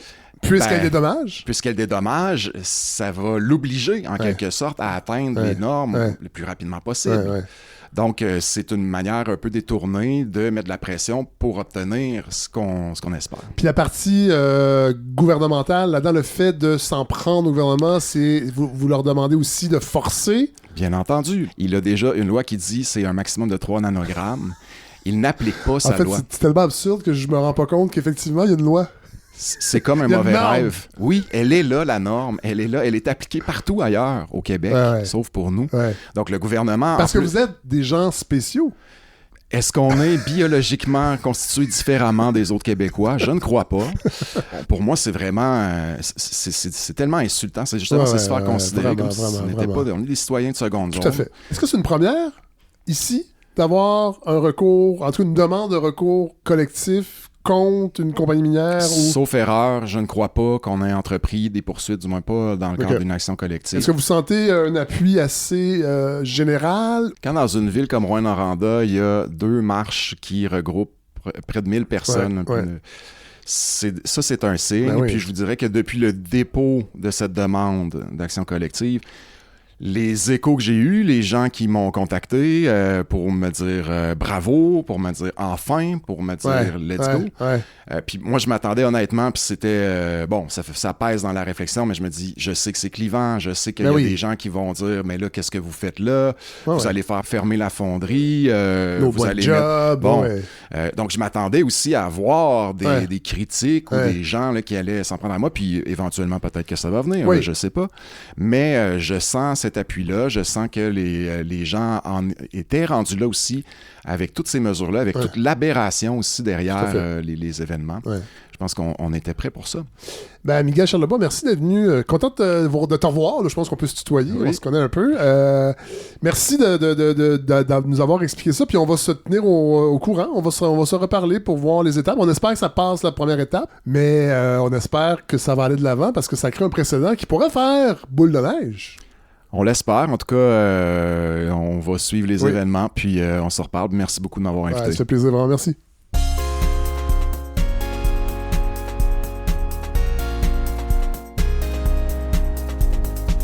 Êtes-vous tanné d'entendre le thème? Beaucoup. Faudrait peut-être que je trouve une alternative quand j'ai des épisodes où il y a trop de monde. En fait, non, il n'y a pas trop de monde. Ouais, ce que j'appelle le bumper, là. Oui, c'est ça. On l'a entendu beaucoup, mais ça valait la peine parce que il y avait beaucoup de monde dans cet épisode-là. Je suis vraiment content de l'avoir fait. Il s'est décidé à la dernière minute, puis finalement, ça donne, je pense, un document unique sur le terrain. En fait, les militants, les gens qui font des affaires, puis qui se battent contre un gros Goliath qui pollue, qui a des ramifications partout dans le monde. Dans la première partie, j'ai parlé des paradis fiscaux. J'ai beaucoup parlé avec le Luxembourg. Bon, c'était des entreprises médiatiques, mais évidemment, toutes ces multinationales-là, c'est les paradis fiscaux qui leur permettent d'être à ce point profitables et évidemment un système de redevance digne des républiques de bananes. Mais voilà, donc merci à tous ceux qui ont participé à cet épisode, qui ont été généreux. Isabelle Fortin-Rondeau, qui a organisé la rencontre avec, qui est maire au front et qui m'a permis d'aller chez elle pour interviewer Jennifer Ricard-Turcotte et Nicole Desgagnés.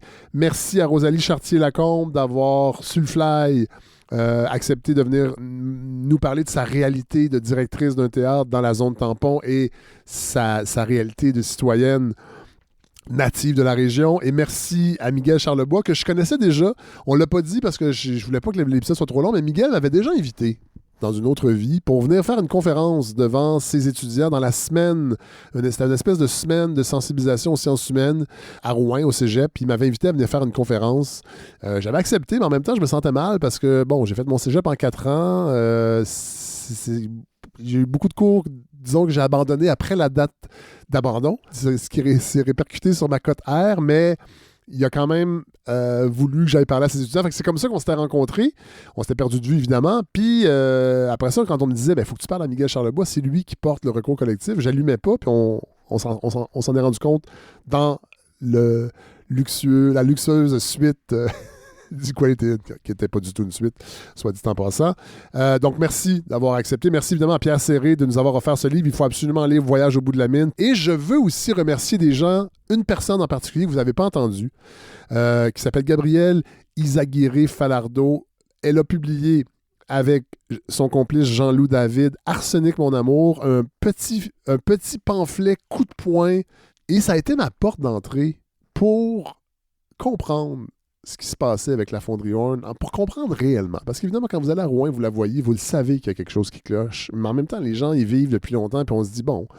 Mais Arsenic, mon amour, ce sont des lettres. Ce sont des lettres que s'envoient Jean-Loup David et Gabrielle Izaguirre-Falardeau. C'est un brûlot, là, vraiment. Et c'est d'ailleurs dans la section brûlot des éditions du Quartz. Faut lire ça. Parce que c'est ça qui va vous donner le goût d'approfondir votre réflexion. Gabrielle, c'est elle aussi qui est responsable de tout cet épisode-là parce qu'elle m'avait écrit, je vais vous dire la vérité, elle m'avait écrit quelque part cet automne, elle me disait « Ça te dérangerait-tu d'utiliser tes réseaux sociaux pour publier les annonces pour venir faire une manif? Il y a des autobus qui avaient été organisés pour que les gens descendent à Rouen pour aller manifester contre la fonderie Horn. » Moi, je venais juste de confirmer avec le festival que je m'en allais à Rouen pour faire un épisode dans le cadre du festival de cinéma. Et je sais que c'est sensible avec les commandites de Glencore, tout ça. C'est un partenariat. Et finalement, je me dis... puis là, j'ai écrit à Gabrielle, puis là, je lui dis, ouais, écoute, je viens juste de signer cette entente-là. C'est la 2e année que j'y vais. Puis bon, ça fait partie des revenus de balado. Là, je me demande si j'utilise tous mes réseaux sociaux pour parler de votre manif. Ça va-tu nuire au podcast? Là, c'est le producteur qui parle. Je trouve ça poche. En même temps, mon manque de courage, peut-être. Finalement, je parle de manif sur Instagram. Fait que là, j'ai dit à Gabrielle, hey, regarde, tant qu'elle est à Rouen pour le festival, en parallèle, je vais enregistrer un épisode pour parler de ce qui se passe sur le terrain. Fait que c'est vraiment elle qui m'a mis en lien avec les maires au front, entre autres. Là, j'ai demandé, ça te tente-tu d'être dans l'épisode? Elle dit, écoute, moi, j'aimerais mieux mettre de l'avant les gens qui sont plus sur le terrain parce qu'elle étudie à Montréal, elle habite à Montréal, mais elle fait souvent l'aller-retour. Finalement, elle n'était pas là quand moi, j'étais à Rouen. Alors, voilà, mais je voulais quand même absolument souligner que c'est grâce à elle, en fait, que tout ça est arrivé. Là, j'arrive à Rouen, puis là, vous connaissez la suite. Finalement, je suis écœuré de faire assemblant, ça n'a plus de bon sens. Alors, bye-bye la facture que je n'ai jamais envoyée au festival. C'est perdu, mais qui m'a permis de rencontrer des gens extraordinaires, puis qui a permis aussi de faire en sorte que la balado remplisse un peu sa mission. Fait qu'il va peut-être avoir encore des fois deux réalités qui vont s'entrechoquer, c'est-à-dire la réalité de faire vivre financièrement un projet comme ça et la réalité des principes, puis de un peu se tenir debout. Moi, c'est rien. Je me tiens tellement pas debout comparé à ces gens-là, mais je voulais quand même souligner que grâce à Gabrielle, on vient d'entendre plus qu'1 heure et demie de gens fâchés, de gens qui font des affaires, des gens qui se lèvent, puis qui sont vraiment inspirants. Alors, on va terminer en musique, pas avec un groupe de Rouen, parce que bon, j'ai mis Richard Desjardins l'autre fois, j'ai déjà mis Gwen Wedge, je pense, au moins 2 fois.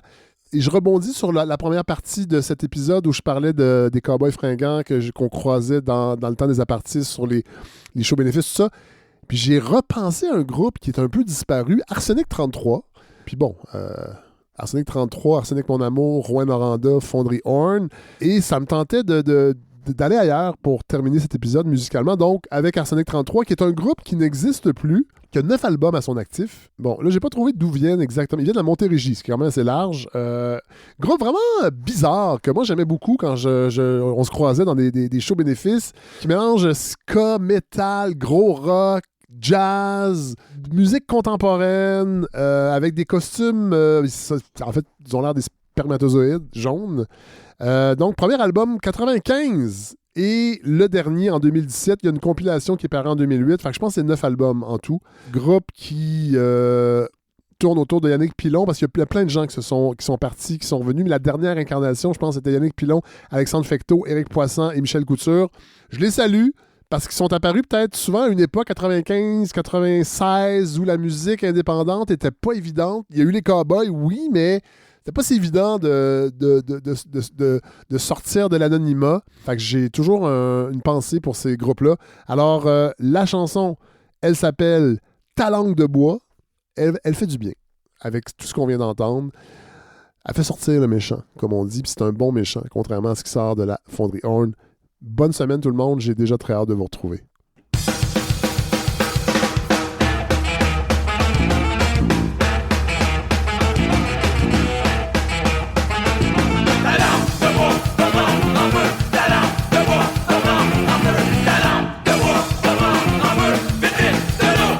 Ça devient sérieux ta gueule. C'est qui? Tout le monde mon ami. Car tu t'amènes pour appliquer tes théories apprises. Parce que tu prêches le tour d'ici. À quoi ça sert si tu veux pas changer la vie? C'est pas ma révolution à moi si on peut pas danser. C'est pas ma révolution à moi si on peut pas chanter.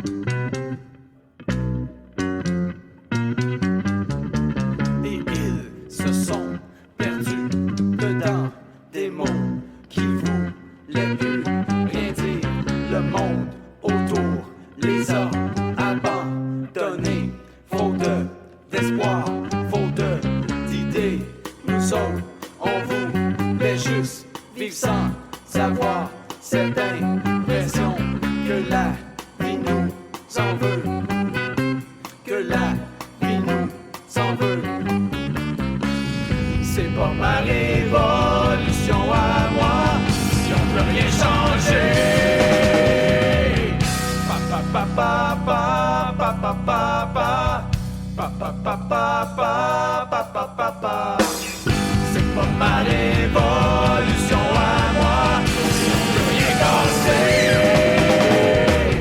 Pa pa pa pa pa pa pa pa pa pa pa pa.